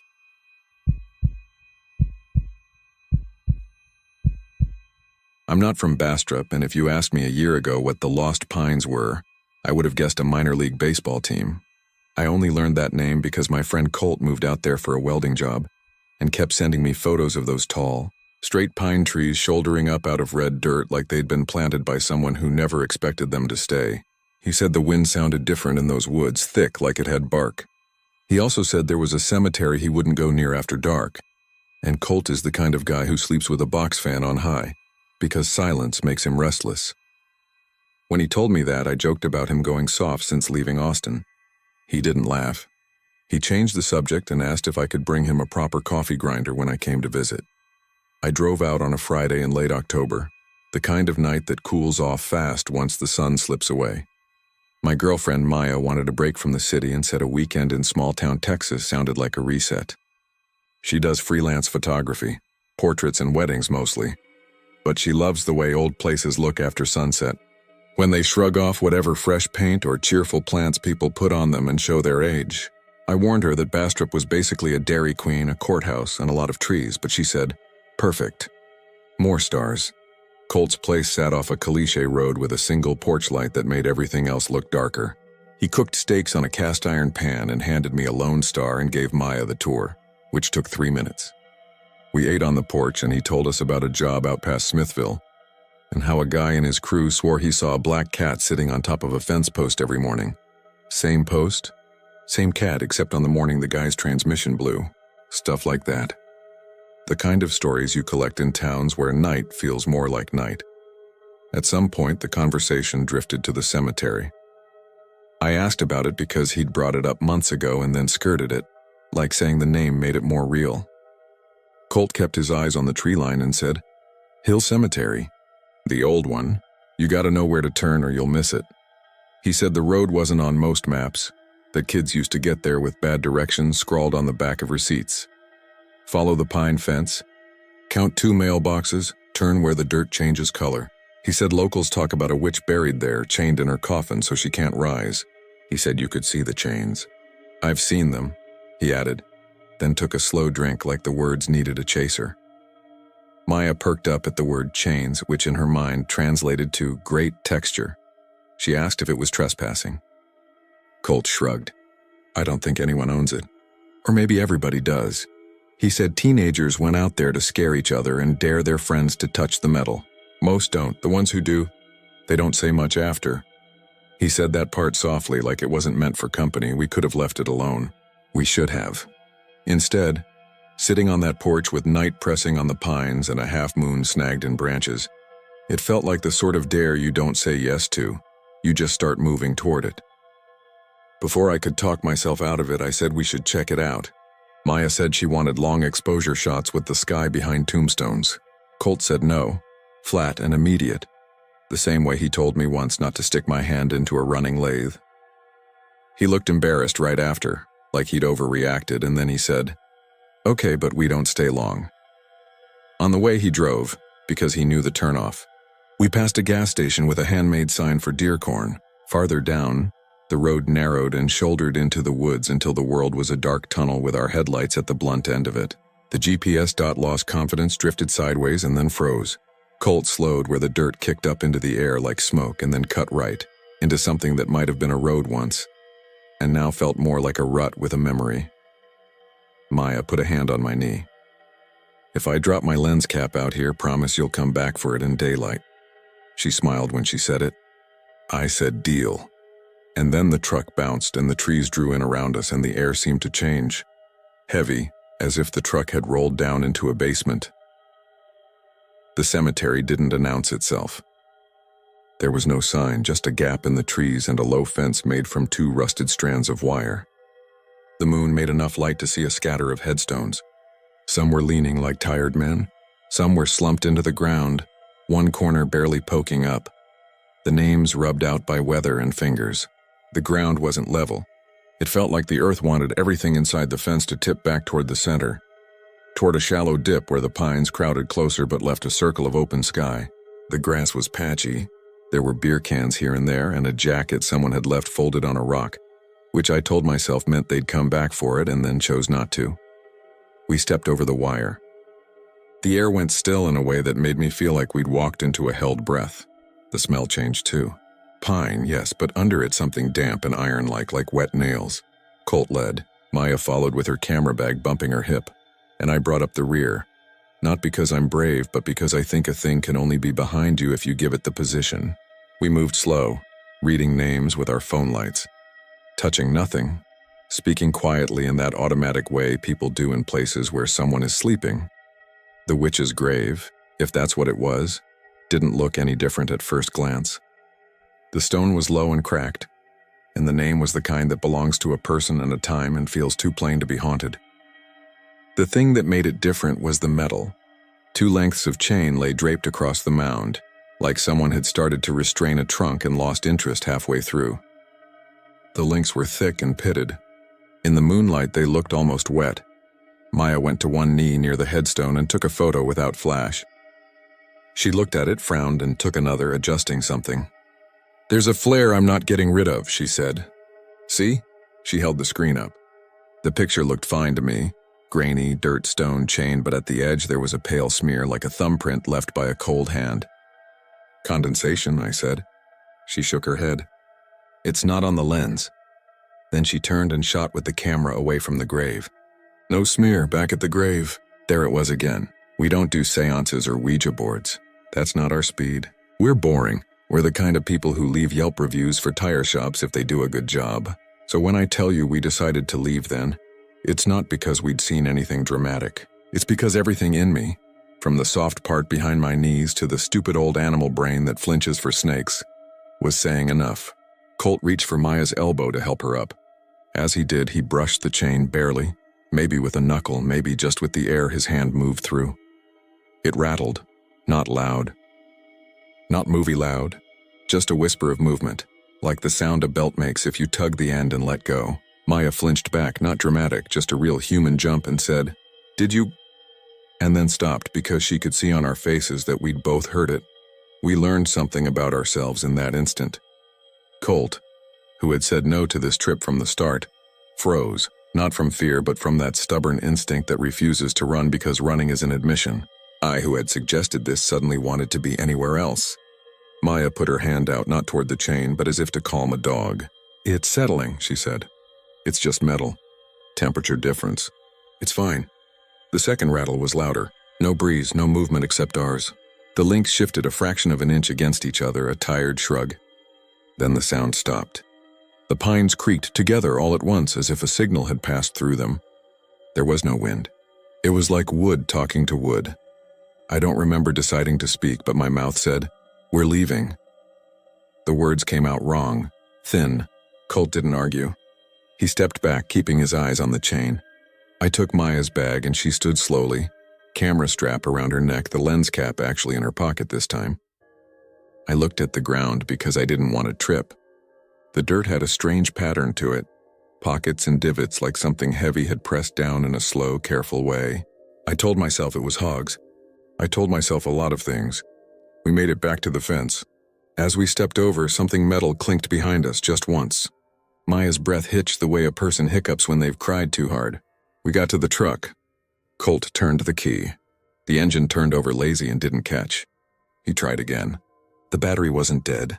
It just wasn't interested. I pictured us sleeping in the cab with that wire fence sagging a foot from the bumper like old thread. And I felt a kind of second-hand embarrassment. Like a place was watching us and enjoying itself. Colt didn't swear. He didn't hit the wheel. He just took his hand off the key and said, "Okay," with the soft certainty of someone making a plan for a problem they've seen before. "We'll let it sit a minute." Maya said maybe she could get a shot of the sky while we waited. I told her I wanted to be moving when she pointed her camera at anything. She nodded. "Okay." Her voice was a half step high. She took a breath and dropped it back down. The minute stretched. The pines made that quiet sound wood makes when it decides to be a wall. Maya rolled down her window because the air inside the truck felt used. I wanted to tell her to roll it up, but I also didn't want to be the person who rolled it up and then watched something put a hand against the glass. People assume fear makes you choose one action. Mostly it makes you pick between bad ones. Colt tried the ignition again. The engine coughed like an old man clearing his throat and then settled into a low, unhappy idle. He put it in drive. The headlights washed over the fence and a small shape at the base of a stone that hadn't been there before. Maya leaned forward. "Is that?" She didn't finish the sentence. It was a bell. Brass probably, though we couldn't see the color in that light. It had a thin wire tied to it that ran down into the dirt, taut as a vein. Before any of us could say something, the bell rang. One small clean note. Not the wind, not our movement. It rang again. The sound was bright and ridiculous in that dark place, like a toy in a church. Colt drove forward. The bell's wire trembled and then went still behind us. We didn't talk until we were back on the road with a name. A sign appeared eventually, and then our phones remembered who they were. Maya wiped her face with her sleeve even though she wasn't crying. Her camera rested on her knees. The photo she'd taken of the chained grave showed on the screen, because that's what happens when you take a shot with a camera like hers. It shows you what it thinks happened. There was the crack in the stone. There were the links. And there at the edge the smear again. It wasn't the shape of anything. That made it worse somehow. If it had been a person-shaped mistake, we could have laughed. This looked like something that hadn't decided on a shape yet. Back at the house, Colt set the deadbolt and then put the chain on too, though he never used it. We sat at his tiny table with 3 beers we didn't drink. He said, "I'm sorry," as if he'd been a bad host. I said, "It's on me," because it was. Maya said, "I think I caught something," and turned her camera around. The next photo was one she took when she stood up, just a quick shot aimed down at the stone. In that one, you could see her shoe at the edge of the frame and the chain, with its pitted links and the dirt pressed tight around the metal. Between 2 links there was something pale, small, folded in on itself. It could have been a leaf. Leaves look like a lot of things at night. But there were tiny half-moons along the edge like little bites. Fingerprints make half-moons if your nails are bitten short. We slept badly. Around 2 in the morning, a car went by on the road, and its headlights slid across the ceiling and made the room look like it had turned underwater. Around 4, I dreamed I heard metal shift the way chain does when you lift the end of it. I woke up with my heart doing a stupid fast drum. Maya was awake too. She said, "Do you hear that?" I didn't, but the question made me feel like I did. My wrist itched and I scratched it without thinking, and then stopped when my fingers found a raised line, like where a bracelet had been worn too tight. There was nothing there. The skin looked normal in the phone light. When I turned the light off, I could feel the line again. In the morning, we did what people do when they've scared themselves. We took smaller bites of toast than usual and didn't look at the window because it reflected the kitchen like a photograph of a place that had been empty lately. Colt made coffee with the new grinder, and we pretended that had been the reason for the trip. I suggested we go by the farmer's market on Main Street, somewhere with kids in strollers and folding chairs and bread labeled with chalk. Maya said she'd like that. "We'll do that," Colt said, and then added, "Later." He had to run by the shop to grab a torque wrench he'd left in his locker. Maya and I took my car into town. We walked past the courthouse, and she took photos of a mural with a blue heron on it. Whatever tension had built up at Hill seemed to thin out in sunlight, the way smoke does when ceiling fans kick on. By afternoon, the cemetery felt like a story we'd tell one way to friends who liked that kind of thing and another way to our parents. We bought kolaches and ate them on a bench. I picked flakes of pastry off my jeans and thought, not for the first time, that people who carve their names into picnic tables should have to meet the picnic tables later in life and apologize. My phone buzzed. Colt. He asked where we were. I told him. He said, "Come by the shop." His voice sounded flat, like a radio with a long wire laid on it. We drove over. His truck was out front. He was inside at a scarred metal table with someone I didn't know. The stranger wore a county shirt and had the kind of steady hands that come from not wasting movement. He introduced himself as Harlan, no, Mr., and said he helped run the cemetery district. He looked like a man who kept good pencils in a separate drawer. "I heard you all took a drive last night," he said. Not accusing, just a statement of fact, as if we'd checked out a library book he knew they owned. "I don't know what you think you saw." He placed that sentence gentle on the table and then put a finger next to it like he was measuring it. But I know what you probably didn't.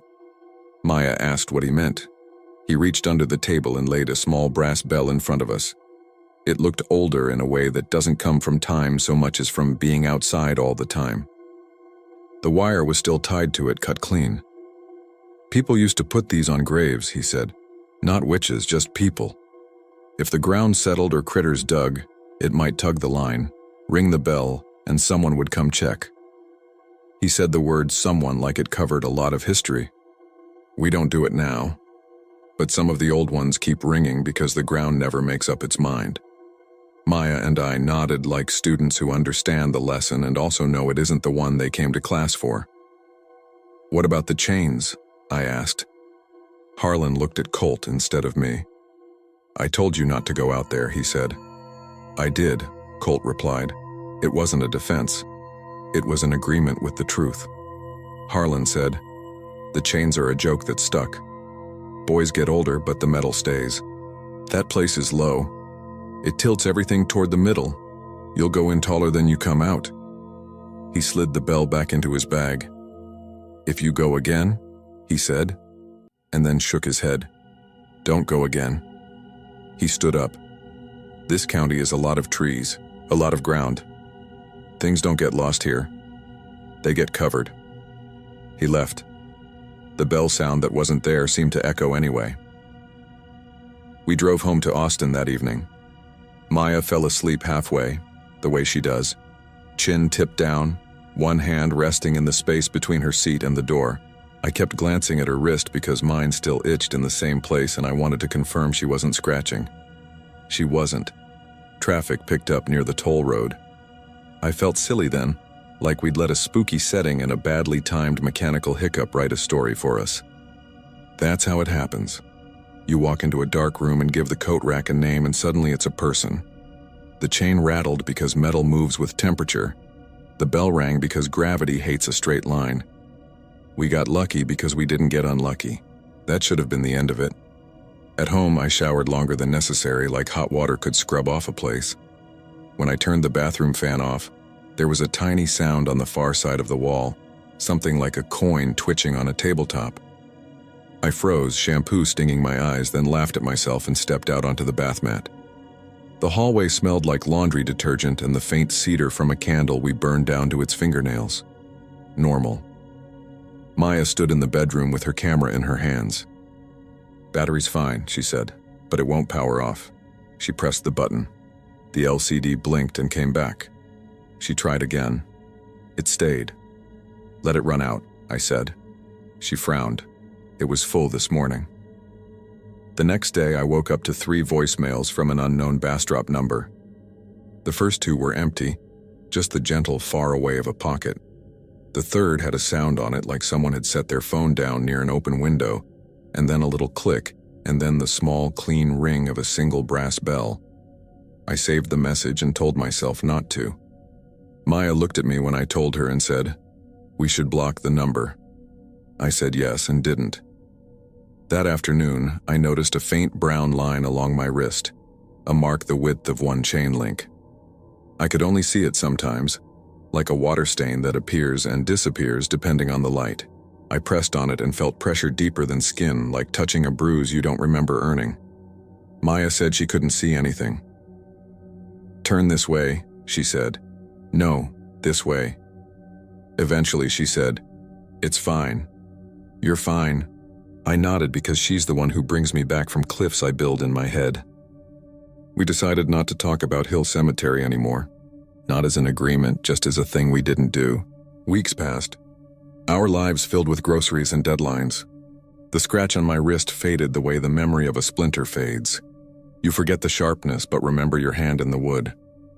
Sometimes, very late, the house would shift and the ducks would ping and a piece of metal buried in the air would change its mind and then settle again.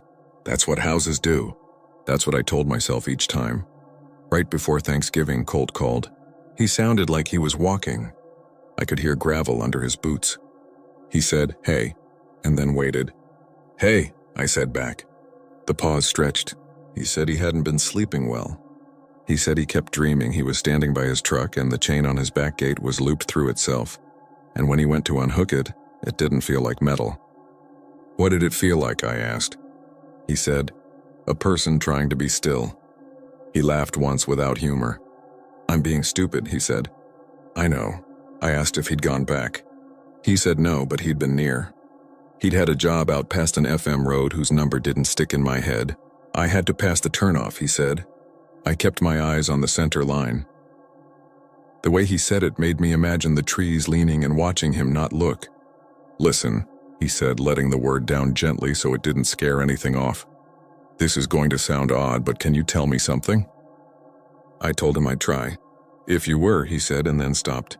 The gravel under his boots went quiet. If you were under something heavy, he began again, and people put metal on you to keep you there and you couldn't talk. Not with words anyway. How would you ask for help? I didn't answer because there wasn't an answer he was asking for. He said, yeah, then Maya okay? I said she was. Good, he said. Tell her not to develop anything from that night. I told him she mostly shoots digital. You know what I mean, he said. Don't make an image into a thing on paper. He hung up like he'd used up all his minutes, not the phone kind, the other kind. On the first cold snap, we pulled our winter box out of the closet. Scarves, a hat I keep meaning to throw away, one glove without its partner. At the bottom was an old metal chain I'd used years ago to lock a bike to a post outside our apartment. It sat there coiled like something that had slept well. I don't remember putting it in that box. When I picked it up, the links were colder than they should have been, colder than the room. I don't know if that matters. I carried it to the patio and set it down on the concrete. The sound it made, metal on stone, was smaller than I expected. A sound that could live inside a pocket. If this were a different kind of story, this would be the part where I say we went back to make it right. Whatever that means. Or the part where I tell you we burned something and the smoke went straight up and wouldn't move. Or the part where the chain on the grave was gone the next time, and the binder of air that lived there had unpinned itself and followed our car to the county line. We didn't go back. We made dinners. We went to movies and sat through the credits while the theater emptied, because Maya likes to see the names of people who hold boom poles. I ignored a new voicemail from a number with a bass drop prefix. Sometimes late I would hear that thin coin-on-table sound in the walls, and sometimes I wouldn't, and that should be reassuring, but the randomness has its own teeth. In December, Colt moved back toward Austin for a different job. He said it wasn't because of anything. That's how you say it when a place has arranged itself around you in a shape you can't name.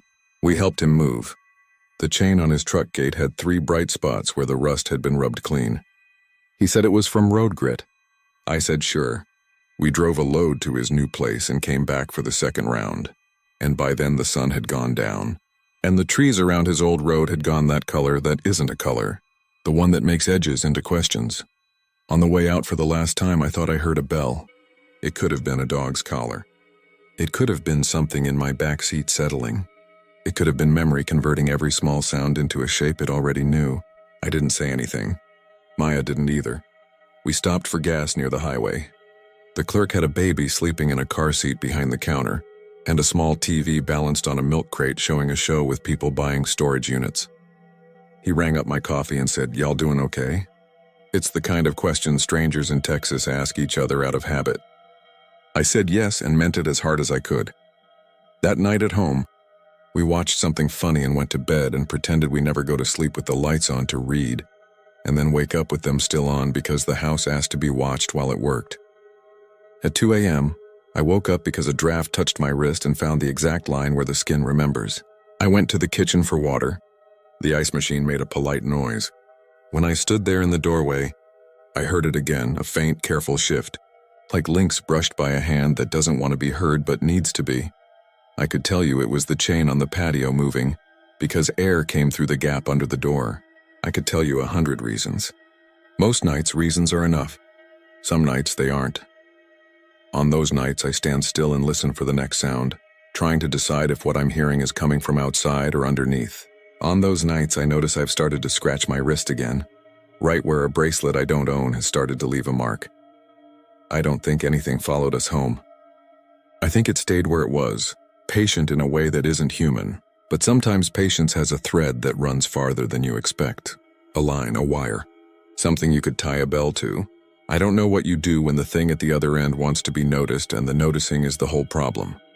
I only know that in some places, the ground doesn't release what it's given.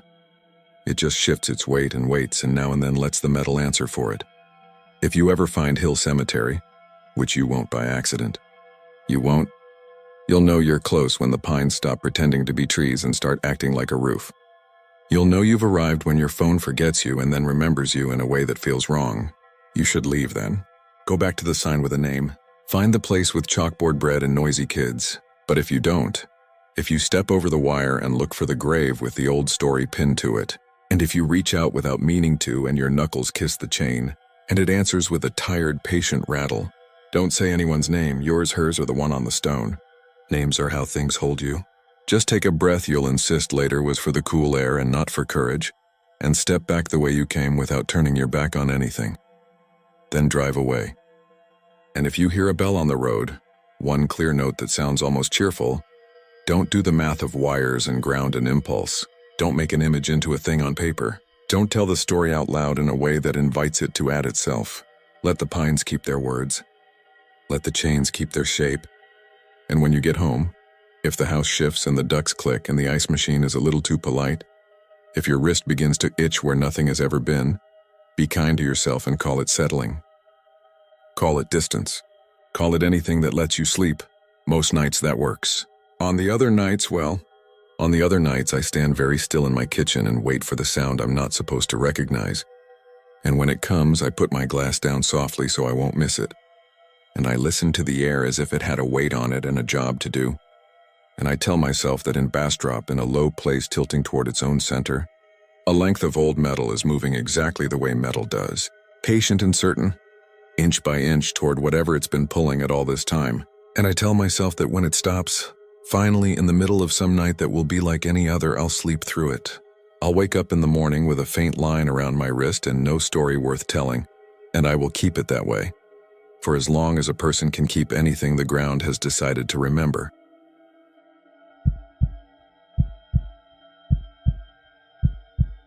I didn't grow up thinking cemeteries were scary. My mom used to take us to visit my grandfather's grave every few Sundays, and it was always quiet and sunny. The kind of quiet that makes you lower your voice out of respect. If anything, cemeteries felt honest. They didn't pretend to be something they weren't. That changed the summer I worked nights at San Fernando Cemetery No. 1 in San Antonio. I'd been laid off from a warehouse job in May and took the guard position because the listing said easy hours, mostly patrol and lockup. It paid a little above minimum and came with a pair of oversized navy shirts that smelled like dust and someone else's cologne. The site manager was a man named Raul, 60s maybe, with a careful way of speaking like he measured out his words. During orientation, he leaned over the desk and pointed to a laminated map. San Fernando's old, he said. Lot of family plots, veterans section, a few crypts. You'll walk the perimeter twice per shift, check the gates, keep an eye out for vandalism or kids sneaking in. If someone's visiting late, just remind them we close at sundown. He made it sound boring. I was fine with boring.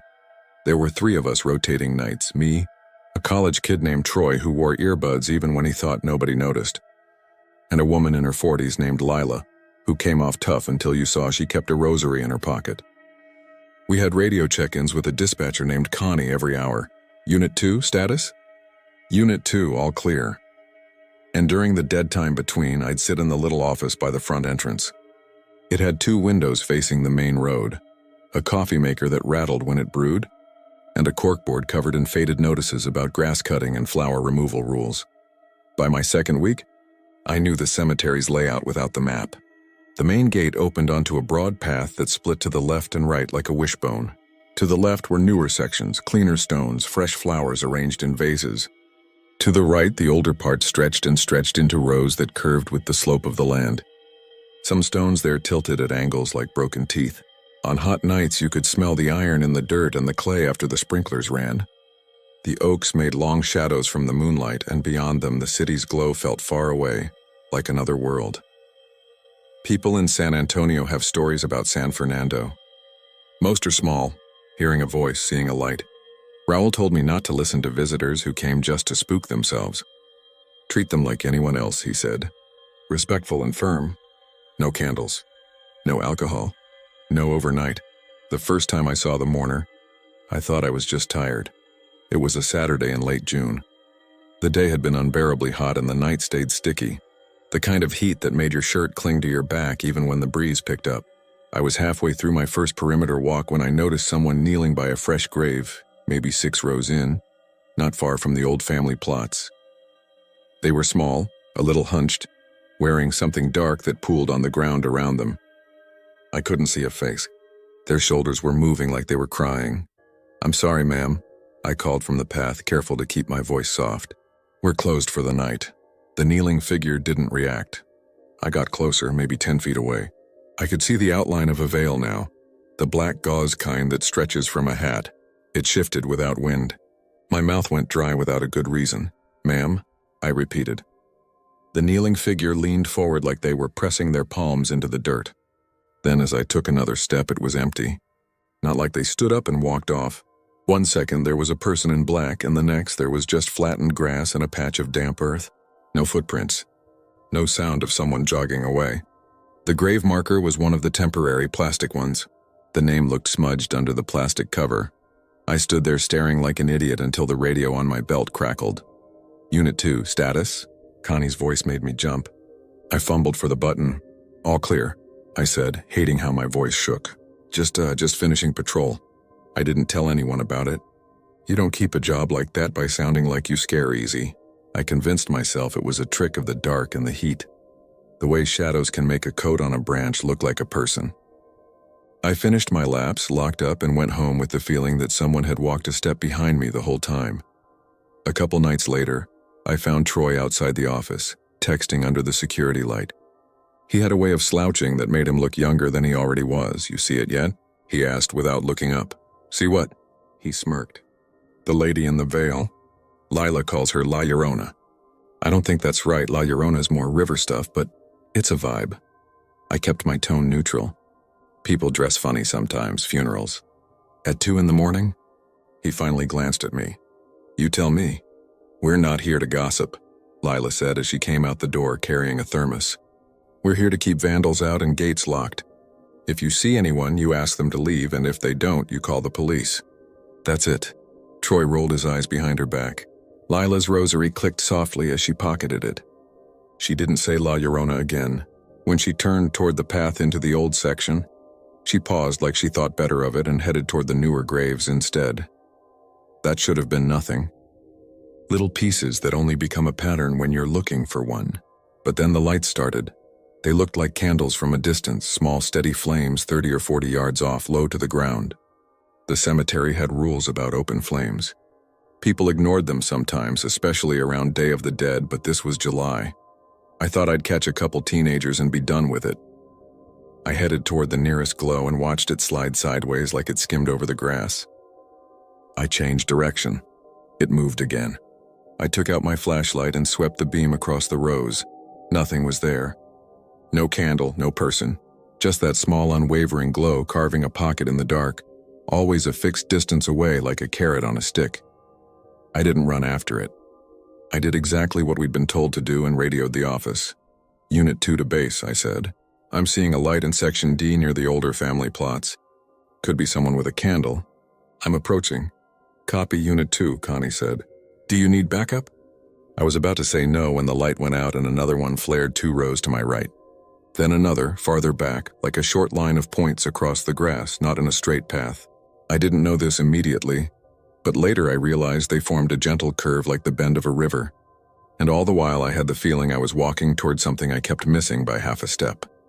The light stopped as soon as I reached the slope above the oldest part. From there you can see nearly the whole cemetery. The way the rows tilt and level out like frozen waves. I stood there breathing too hard and told myself I'd never mention this to Troy or Lila. I said it out loud even, because hearing it made it feel like a decision instead of a fear. That was the night the woman in the veil stood at the far end of the cemetery road. She wasn't kneeling that time. She was upright, straight, hands folded at her waist the way older women hold themselves for church. The road there runs long and narrow between two rows of stone, and there's a streetlight at the opposite end that didn't work that summer. The woman was framed in that broken pool of dark. I started toward her at a normal pace, calling that we were closed. Every time I lifted a foot, she stayed the same size. Distance didn't change. I took 5 steps and tried to blink away the sweat in my eyes. The woman didn't waver. 10 steps, 15. She never got nearer. My heart began to beat like it does when a dog growls low and you know it's not playing. I could hear crickets. I could hear cars on the main road far off. The woman in the veil made no sound at all. Then I blinked, and where she had been there was only a grave. A grave I hadn't noticed before. Set back from the others, the stone so weathered the name was a ghost of a name. It had no flowers. There was a low concrete border around it that had sunk on one side where dirt washed away from summer storms. I didn't touch it. I don't know why I want you to believe me on that detail, but I do. I didn't touch it. I turned around and walked, not rushed but faster than casual, back to the office. I signed the logbook. I made coffee just to be doing something. When Connie did hourly call-ins, I answered steady as I could manage. Later that night, Lila came in from her patrol. She didn't usually talk much during shifts, but she stood in the doorway with her arms folded and watched me drink coffee like she was reading my face. "You saw her," she said. "I saw a grave." That's not what I asked. I set the mug down and rubbed my eyes. "A woman in black. In the road." And then poof, grave. "You Catholic?" she asked. Lapsed. She nodded like that meant the same thing as yes. She came in, took out her rosary, and set it next to the coffee maker without comment. "We're not priests. We're just here to keep the living from making a mess. But we can be respectful. I know. You didn't touch the stone. Good, don't. If you have to pass that way, say a prayer. Doesn't matter if you think anyone listens. I don't even know the name. You don't have to." That night, when I got home, I dreamed I was walking the cemetery road. In the dream, the woman in the veil stood at the far end as always, and I couldn't get closer no matter how hard I tried. But I could hear her. Not words. Just the sound you make when your breath catches and you're trying not to cry out loud. I woke up with my chest tight and the feeling of damp fabric over my face, like a veil had been laid there and lifted a second too late. I started to dread my shifts. That made me feel weak, which made me angry. I told myself it was just the brain doing static. By July 4th, the city was loud with fireworks, and for once the noise from the main road felt like comfort. I hoped it would drown out whatever the cemetery tried to hand me. It was that night Troy came into the office shaking. He wasn't a scared kid. He was the kind who laughed at ghost stories because they gave him something to push against. But he came in, slammed the door, and leaned his back against it like something might try to follow. "What happened?" I asked. He swallowed. His throat worked like he'd run hard. "Section C, the hill by the old stones." "What did you see?" He pressed his palms into his eyes. I called out because there was a guy sitting on a bench. "Old guy," I said, "we're closed." He didn't answer. I got closer and he dropped his hands and looked at me like I should finish the sentence for him. And he wasn't sitting. He was kneeling, but I thought he was on a bench because his back was so straight. He had his hands on the grass like he was praying. A little light by his feet like a candle. I said, "Sir, you need to get going." He lifted his head, but there wasn't any face under the hat. Just darkness. I blinked and there was nothing there. But the grass was pressed down. Like knees, we didn't call the police. What would we say? We did what we always did. We logged the time, the location, the nothing we could prove. The next day I asked Raoul if anyone had ever dug where they shouldn't. He looked at me for a long second. "Kids mess around sometimes," he said. "Make little shrines. We stop them. Why?" "Just wondering. Some of the old graves look different. They're old," he said. "They settle. Like people." He held my gaze another beat and then went back to fixing a broken lock. I realized he understood more than he let on, or at least knew not to ask questions he didn't want answered. 2 weeks in, I stopped taking breaks near the front office. Instead, I would go sit on the tailgate of my truck halfway down the main road, where the trees crackled and leaned and you could feel the night hum like a live wire. From there, I could see both the newer graves and the slope into the old section. If anyone came in, I'd spot them. That was the excuse. The truth was, I wanted to claim the place in some small way, to be where the quiet wasn't entirely in charge. That's where I was when the woman in the veil appeared again. This time, not at the far end of the road, but at the edge of a family plot, a bit uphill from me. The moon was thin. My eyes had just adjusted to the dark. 1 second the grass there was unmarked, and the next there she stood. She didn't move. She didn't even sway. The veil hung to her waist like smoke that forgot how to be smoke. The night crickets seemed to pause in their endless rasp. I slid off the tailgate and stood. I didn't call out. I didn't go toward her. I waited like a rabbit waits, ready to bolt if the shadow shifts. "I'm sorry," I said finally, because it felt like the right thing. My voice sounded too loud. She lifted a hand. Not to me. Down, toward the ground at her feet, which was shadowed from the thin moon but lighter than behind her. She tapped the air twice with 2 fingers, the way you'd tap a tabletop to get someone's attention. Then she lowered her hand and folded it back at her waist. I'd never seen her do anything but exist in one place like a photograph. The simple movement broke something open in me. I edged a few steps closer, staying on the path, and looked where she had motioned. There was a stone there, unremarkable, gray, the edges rounded by time. I crouched at the path's edge and squinted. The name was difficult to read under lichen. Isabel M. Q. The rest sanded away by years. The dates were short, less than a decade between them. The little oval at the top that usually holds a picture was empty. No flowers, no sign anyone had tended it lately. "Is this you?" I said, and felt stupid. The woman stood as still as ever. I didn't cross the border into the plot. Lila's warning about respect stuck with me. I took off my cap out of habit and stood there with my head uncovered. "If you need something," I said, feeling like an actor reading lines, I stopped. There was nothing I could do. The phone in my pocket weighed useless. I went to the office and looked through the battered binders Raoul kept beneath the desk. Maps of plots, contact numbers for families, maintenance notes. The older sections weren't digitized. I found a page that matched the rough location and followed the lines with my finger. Family names I recognized from the street signs in town, from the side of trucks. Empty showed only once, with the first name blurred where the printer had dragged. No contact info. The last maintenance note next to that block was from 5 years earlier. Stone leaning. Reset not possible.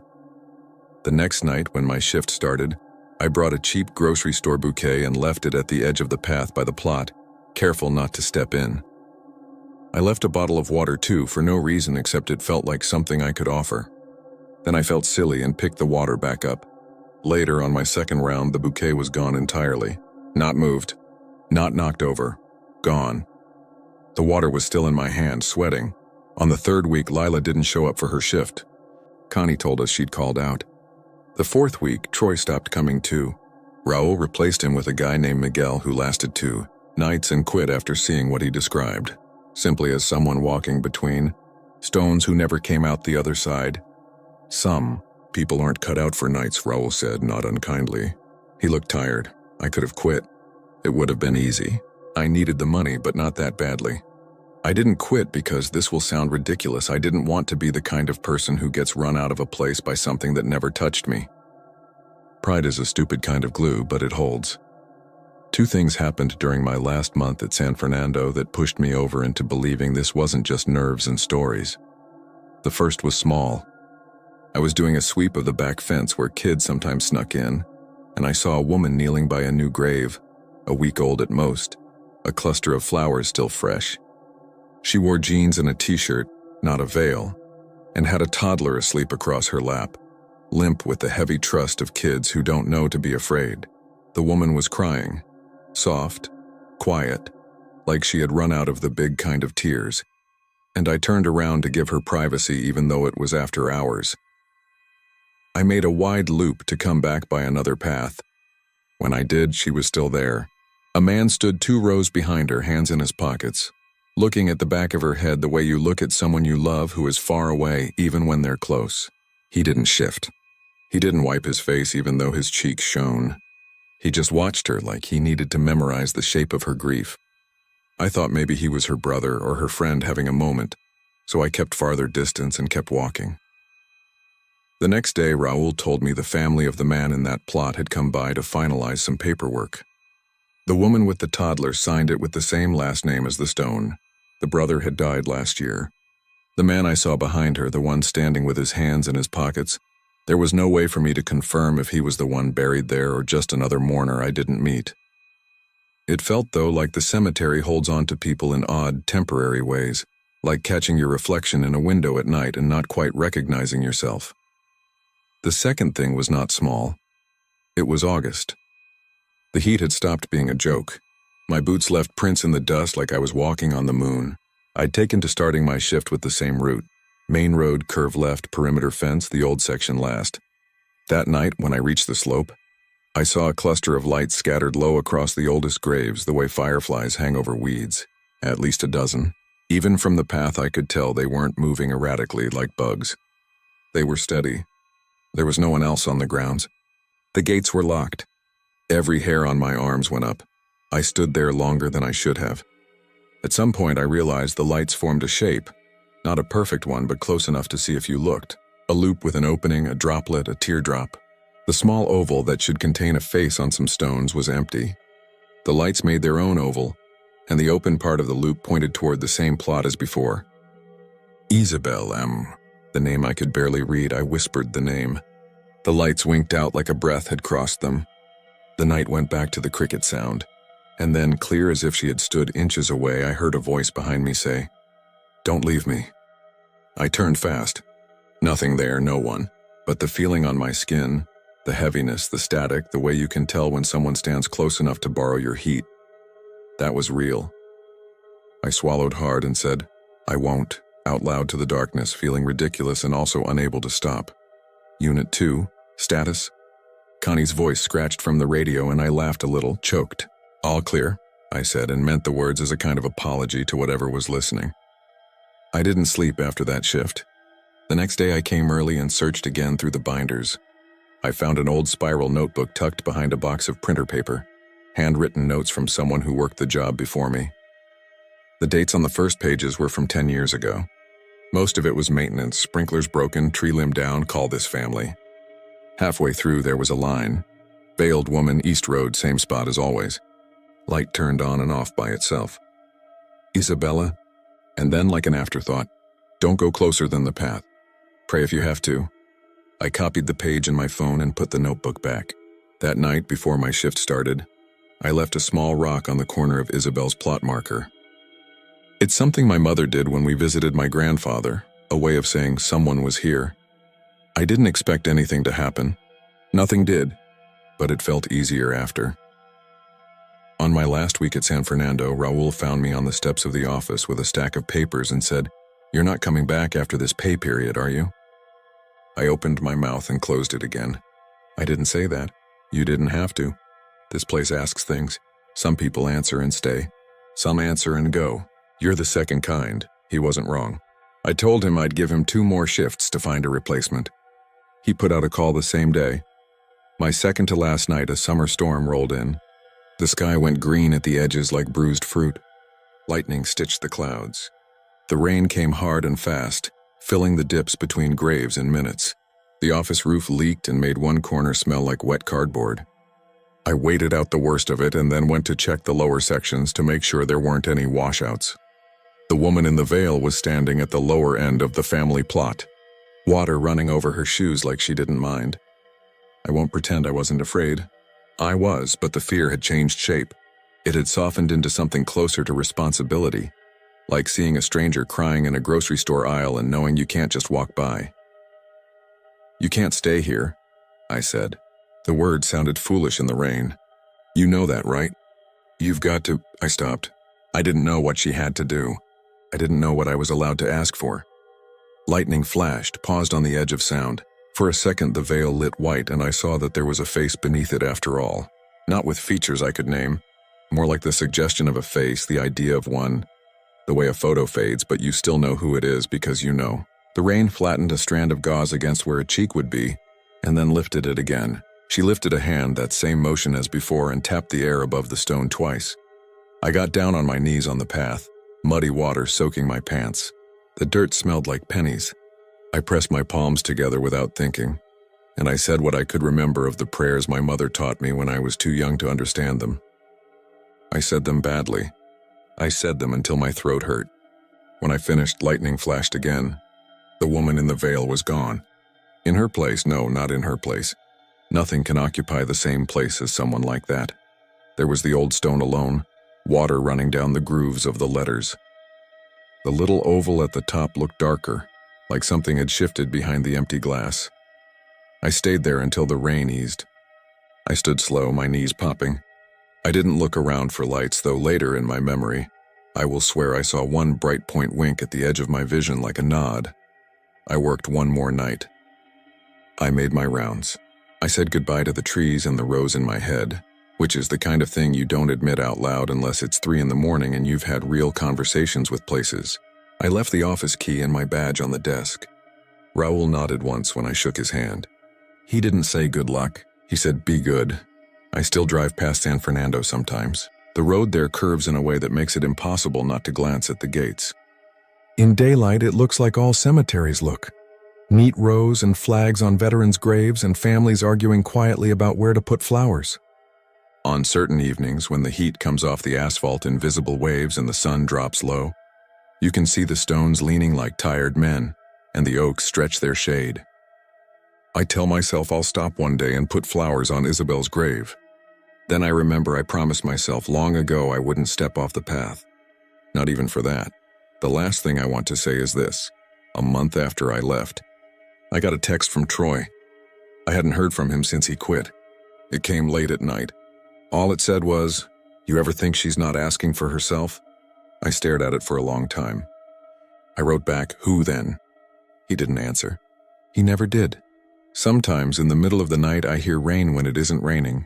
I wake with the smell of wet dirt in my nose and that weight on my chest like something soft has settled there for a second and lifted away. I don't think the woman in the veil means harm. I don't think she's exactly a woman either. Not anymore, not the way we mean it. I think she is an echo that became a counsel, a line someone keeps repeating so they don't disappear entirely. Don't leave me. Tap tap, here. It's not a curse the way I understand curses. It's more like a request that keeps getting handed to whoever is paying attention. And it could happen anywhere, I guess, not just to a cemetery guard at San Fernando number 1.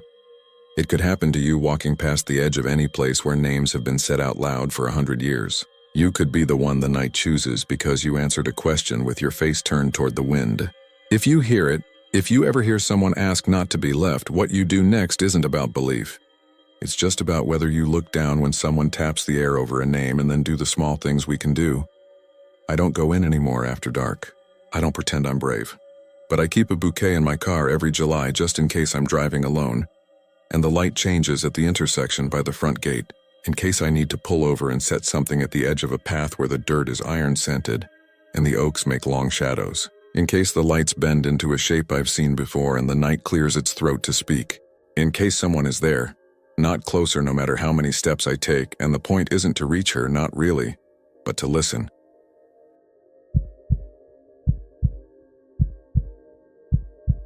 I didn't go to the old Spanish cemetery to chase ghosts. My cousin Mateo had a research project and I had a free Saturday, that's all. He's the kind of guy who collects stories and maps from flea markets and says things like primary sources even when we're just talking about his grandma's recipes. He needed photos of old headstones for a local history piece. I just wanted to get out of the apartment, away from the hum of my busted AC and the neighbor upstairs who plays corridos at the same exact volume whether it's noon or 2 a.m. It was late September, a few days after a hard coastal rain had pushed all the heat down into the soil. Brownsville breathes differently after a storm. The air has weight. Everything smells like wet mesquite and mud. I drove us in my dented Civic, the windshield wipers still sticky from the last downpour. Mateo in the passenger seat with a backpack that rattled because he'd stuffed it with camera gear, a recorder and a paperback about Tejano history he'd already read 3 times. We met Rosa at a taqueria off Palm. She used to work nights with me at the grocery store, and we've stayed friends in a quiet, comfortable way. She's practical, cash on hand, car keys always visible, a split ponytail like 2 black lines on her back. She came along because she liked old places and said cemeteries didn't scare her. If they wanted to bother us, they would have already, she told me, tipping back her coffee like a bet she always won. The cemetery sat behind a chain of houses that looked like they were trying not to be noticed. Pale stucco, low fences. A narrow lane ran along the side, dusted with crushed shell. The gate was iron, painted once, but most of that paint had flaked into a greenish powder that stained your fingers if you touched it. A sign with peeling letters called it the Old Spanish Cemetery and said the first burials were in the 1840s. There was no official address, just the location everyone knew, and if you grew up there, your parents told you to avoid. The lock on the gate was the kind that only exists to make people feel like rules matter. It looped through the iron and around itself. Mateo twisted it once, shrugged, and slid the gate open. It made a sound like a sigh. Inside, the ground looked wrong. I don't know how else to put it. It wasn't flat like the newer cemeteries where grass is thick and headstones sit like chess pieces in straight rows. Here, the earth had slumped and rippled as if something heavy had rolled underneath the surface and come to rest wherever it pleased. Shallow depressions showed wherever the rain had pooled. The trick of it, what made my stomach sink, was that the depressions weren't clean bowls left by puddles. They were long, oval troughs about the shape of a human body. If you stood with your eyes half closed, you could almost see the edges of shoulders in the dirt, the suggestion of hips. Mateo squinted and took a photo. Rosa pressed her lips together and asked if maybe the ground just settled funny because the graves were so old. "You hear the stories?" Mateo asked, not looking at us, still adjusting his focus. It was his way of not letting a moment pass without adding a rumor to it. After rains, they say the dead push up to breathe, like they remember the way air feels. "Don't be gross," Rosa said, though it didn't sound like she believed he was joking. It was quiet, the kind of quiet you only get when the highway is far and the street behind you is full of people who don't want to be seen. There was a low wall of brick on one side, half fallen. A mesquite tree leaned at an angle, roots exposed like it had tried to stand and then thought better of it. The marker stones were a mismatched set, hand-carved crosses, tilted slabs of limestone with names rubbed to a whisper, a few newer granite, markers placed by families who still came back and claimed the old bones as theirs. Some graves had rusted iron fences around them, narrow as hospital beds. "Okay," Mateo said. "Let's start with the oldest section. The ledger I found mentions burials from the cholera outbreak. If I can match names, I can—" His voice drifted away as he walked deeper inside. Rosa drifted with him, not touching anything, even though there wasn't a sign that said not to. I followed because I didn't want to be the one left behind by the gate. The air was cooler under the mesquite. I felt that small relief in my lungs and then, almost immediately, something else. It was like when you're waiting to cross a street and a truck passes, and for a half second the pressure changes and your ears pop. Except there wasn't any truck. Just a brief hush, a tightness. I turned my head. The cemetery had the shape of a breath held too long. We took pictures and notes. Mateo read names out loud, what he could see of them, and dictated dates to the recorder clipped to his shirt. Rosa found a grave where the surname matched her great-grandmother's maiden name and took a photo for her mom. I replaced the carnations at one headstone that seemed cared for but neglected this month, setting a small supermarket bundle upright in the damp vase. "That's sweet," Rosa said, and I didn't tell her I did it because it felt like the cemetery was watching to see if we were decent. We saw him near the brick wall. He was sitting on a folding chair that didn't look like it belonged to him, thin and metal, paint long gone. He wore a hat with a sweat-stained band and a shirt a shade of white that had argued with the sun for years and lost. His boots were caked with a color of mud that I've only ever seen on riverbanks and graves. He didn't stand when we got close. He nodded like we were regulars at a bar. "You the ones left the gate open?" he asked. "We can close it," Mateo said. "We thought, well, there wasn't a sign." "It don't mind signs," the man said. "It minds leaving." He pointed vaguely at the gate, and then at the ground. "You leave that gate hung open and the wind finds the easy way through. Wind goes where the dead tell it." Rosa introduced us. The man said his name was Esteban, but that most people called him Don Esteban. He was, as far as we could tell, the caretaker. Not officially, he laughed at that word, but he came to check, after rains, to fix fallen stones and yank the stubborn weeds that tried to lift markers out of place. "When they sag like this," he said, towing one of the long depression shapes near his chair, You don't step there even if it looks easy. You don't put weight on a place that's already trying to breathe.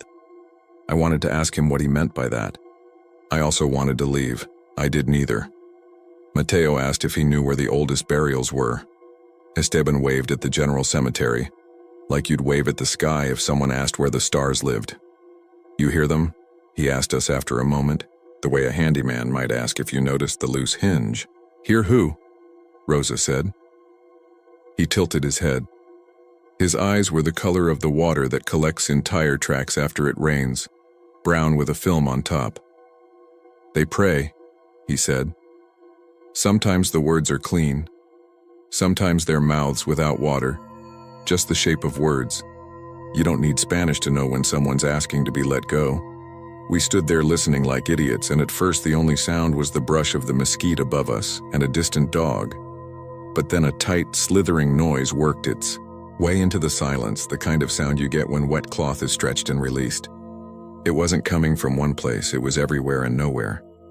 It felt like it was moving along the length of the depressions like hands under plastic.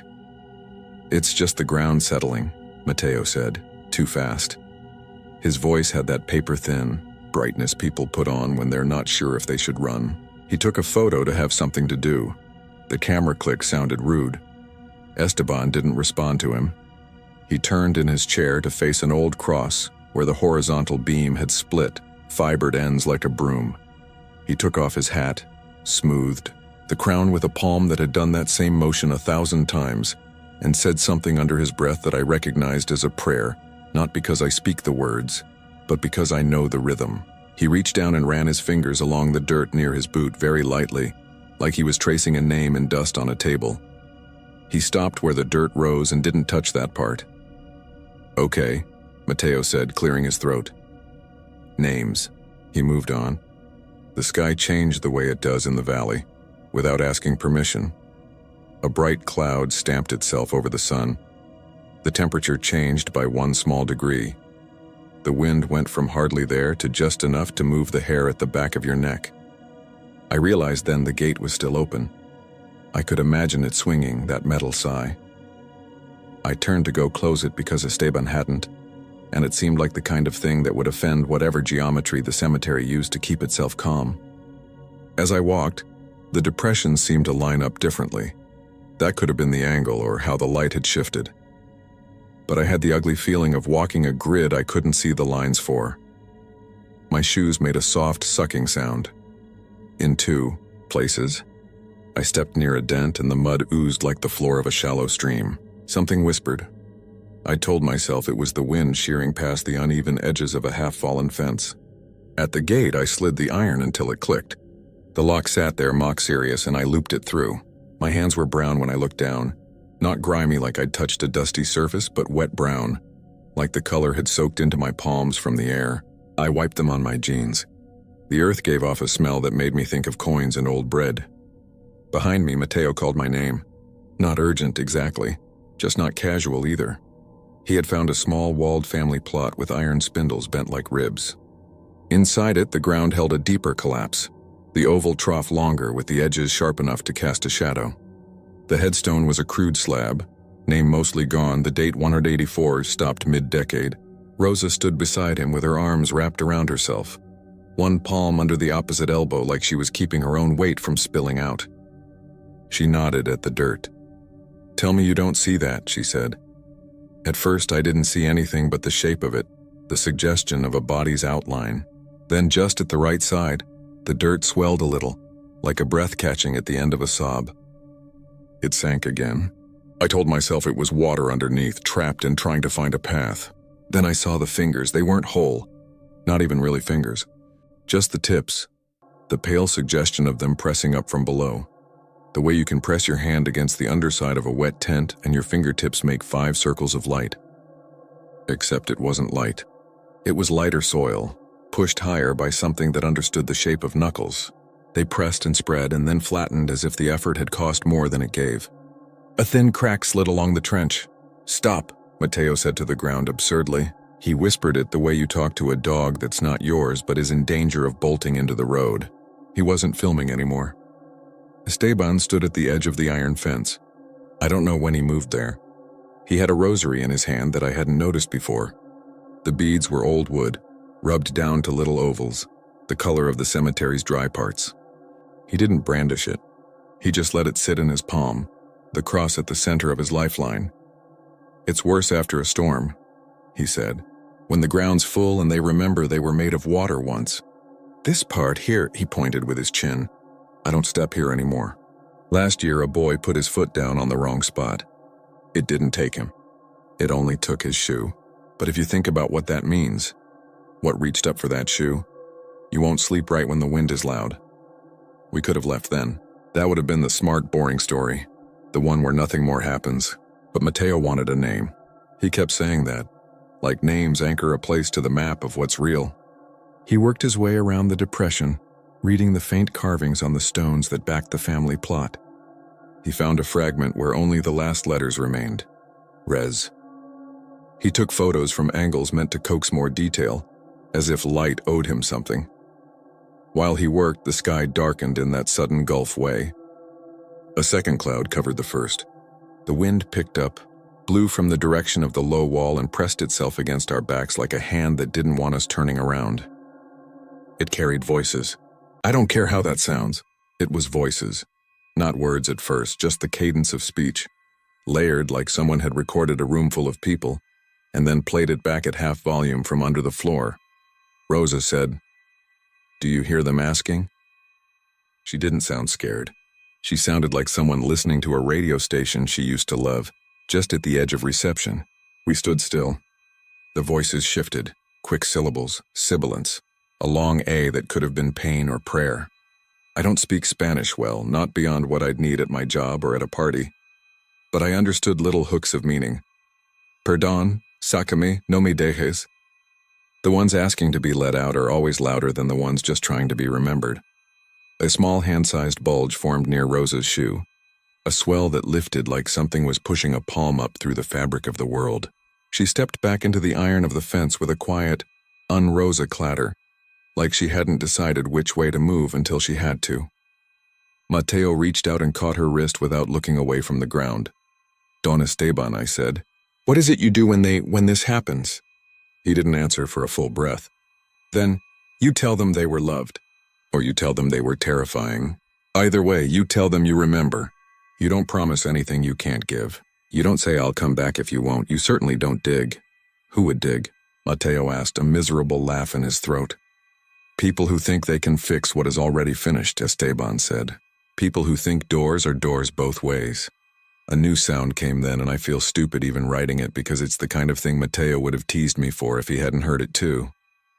It was the sound of fingernails against wood. Not the squeal of a nail on a chalkboard, a soft, damp scrape. It came from under the deepest depression, and it moved along the length of it like someone sliding their hand up the underside of a table, feeling for gum.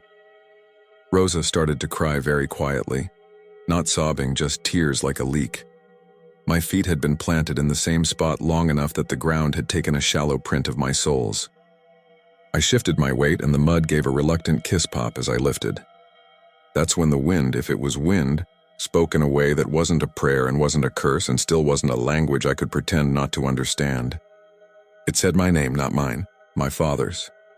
It said his first name, the one nobody used, with my grandmother's exact intonation.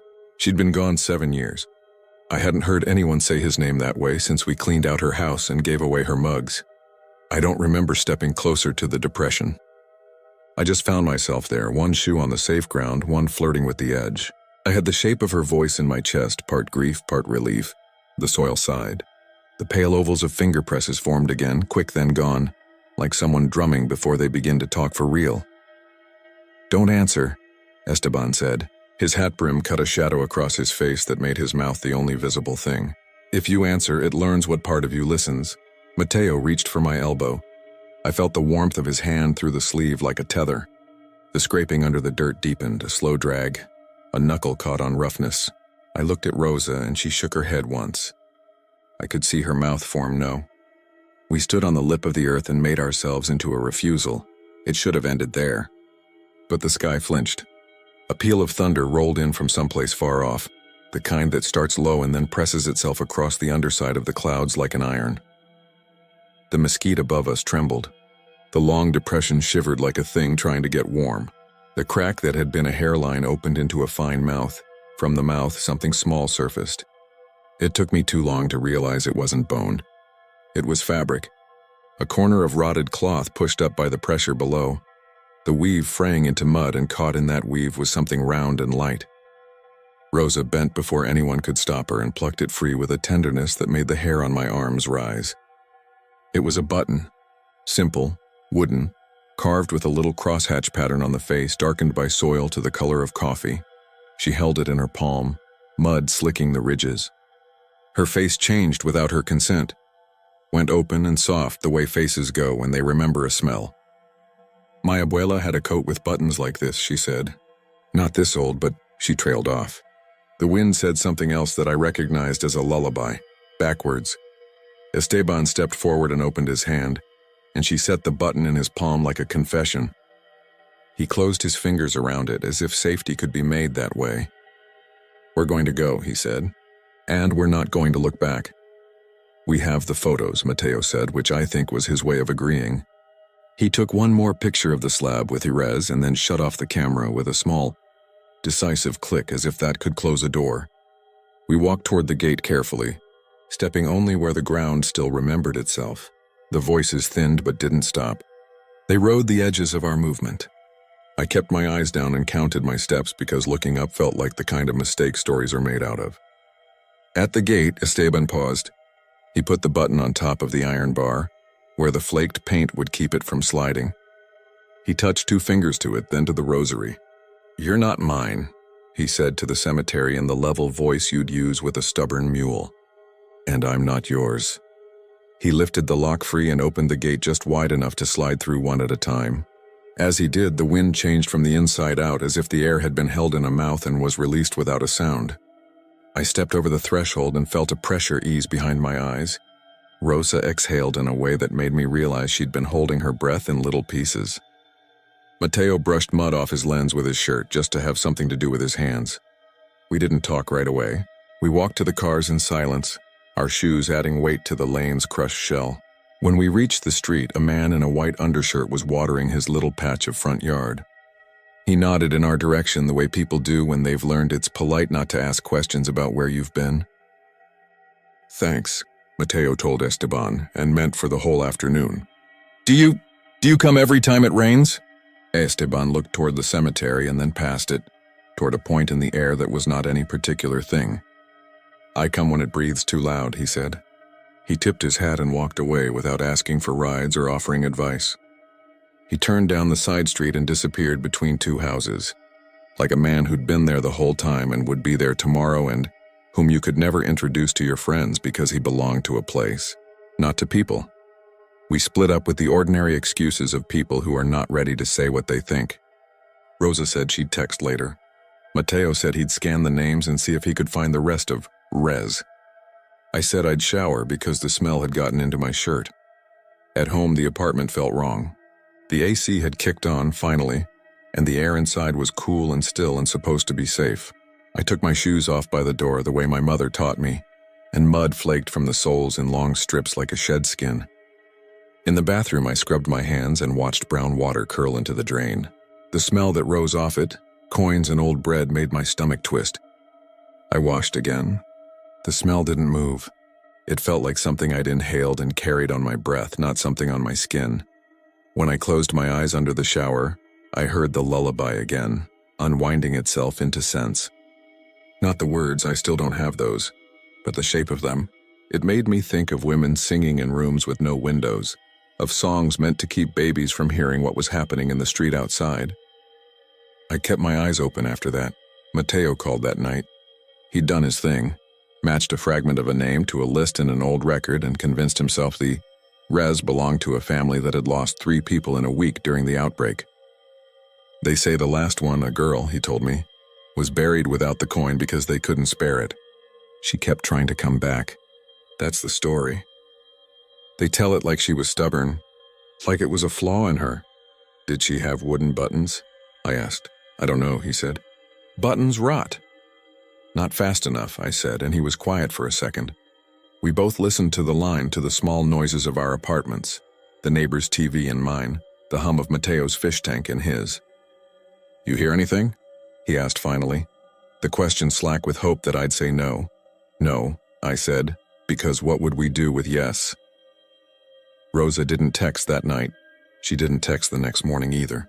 Around lunch, she sent a photo of her palm. In it lay a button, wooden, cross-hatched, cleaned of mud. I stared at the picture until my eyes watered. She wrote, "I thought Esteban took it. This was in my pocket when I woke up. I don't keep this coat by my bed. Then, I keep hearing my abuela. She's not saying anything bad. She just wants me to listen." I typed, "Don't answer," and then erased it. I typed, "Bring it back," and erased that too, because bringing things back is how stories decide to keep going. I settled on, "I'll come by. We'll go to church, or anywhere." She sent a heart, and didn't say anything else. That night, the wind rose again in that shape that is not weather. It wrapped itself around the corners of the building and told the stairwell my father's name with my grandmother's voice. Softer this time, as if testing whether I'd learned the lesson of the day, that what you hear through the ground is not for you, and still you will be asked. I sat on the edge of my bed and pressed my fingers into the mattress, and I thought about the long oval depressions in that old cemetery, made by bodies in time and rain. I thought about hands that are not hands pressing up through heavy soil, and the way the earth remembers the shape of us even when we don't deserve remembering. I thought about Esteban saying, "You don't promise anything you can't give." I didn't promise. I didn't answer. I sat in the cool, stale air and listened like a thief at a door. The wind rose. Somewhere far away, thunder rehearsed itself. In the hallway, somebody's child cried and was shushed and fell quiet again. My phone lit the room the color of a funeral parlor bulb. A message I didn't open. When I finally lay down, the sheets smelled faintly of coins and old bread. I turned my face to the wall and stayed that way until morning, pretending I was listening to nothing at all while the earth beneath the city breathed, slow and wet, waiting for the next rain.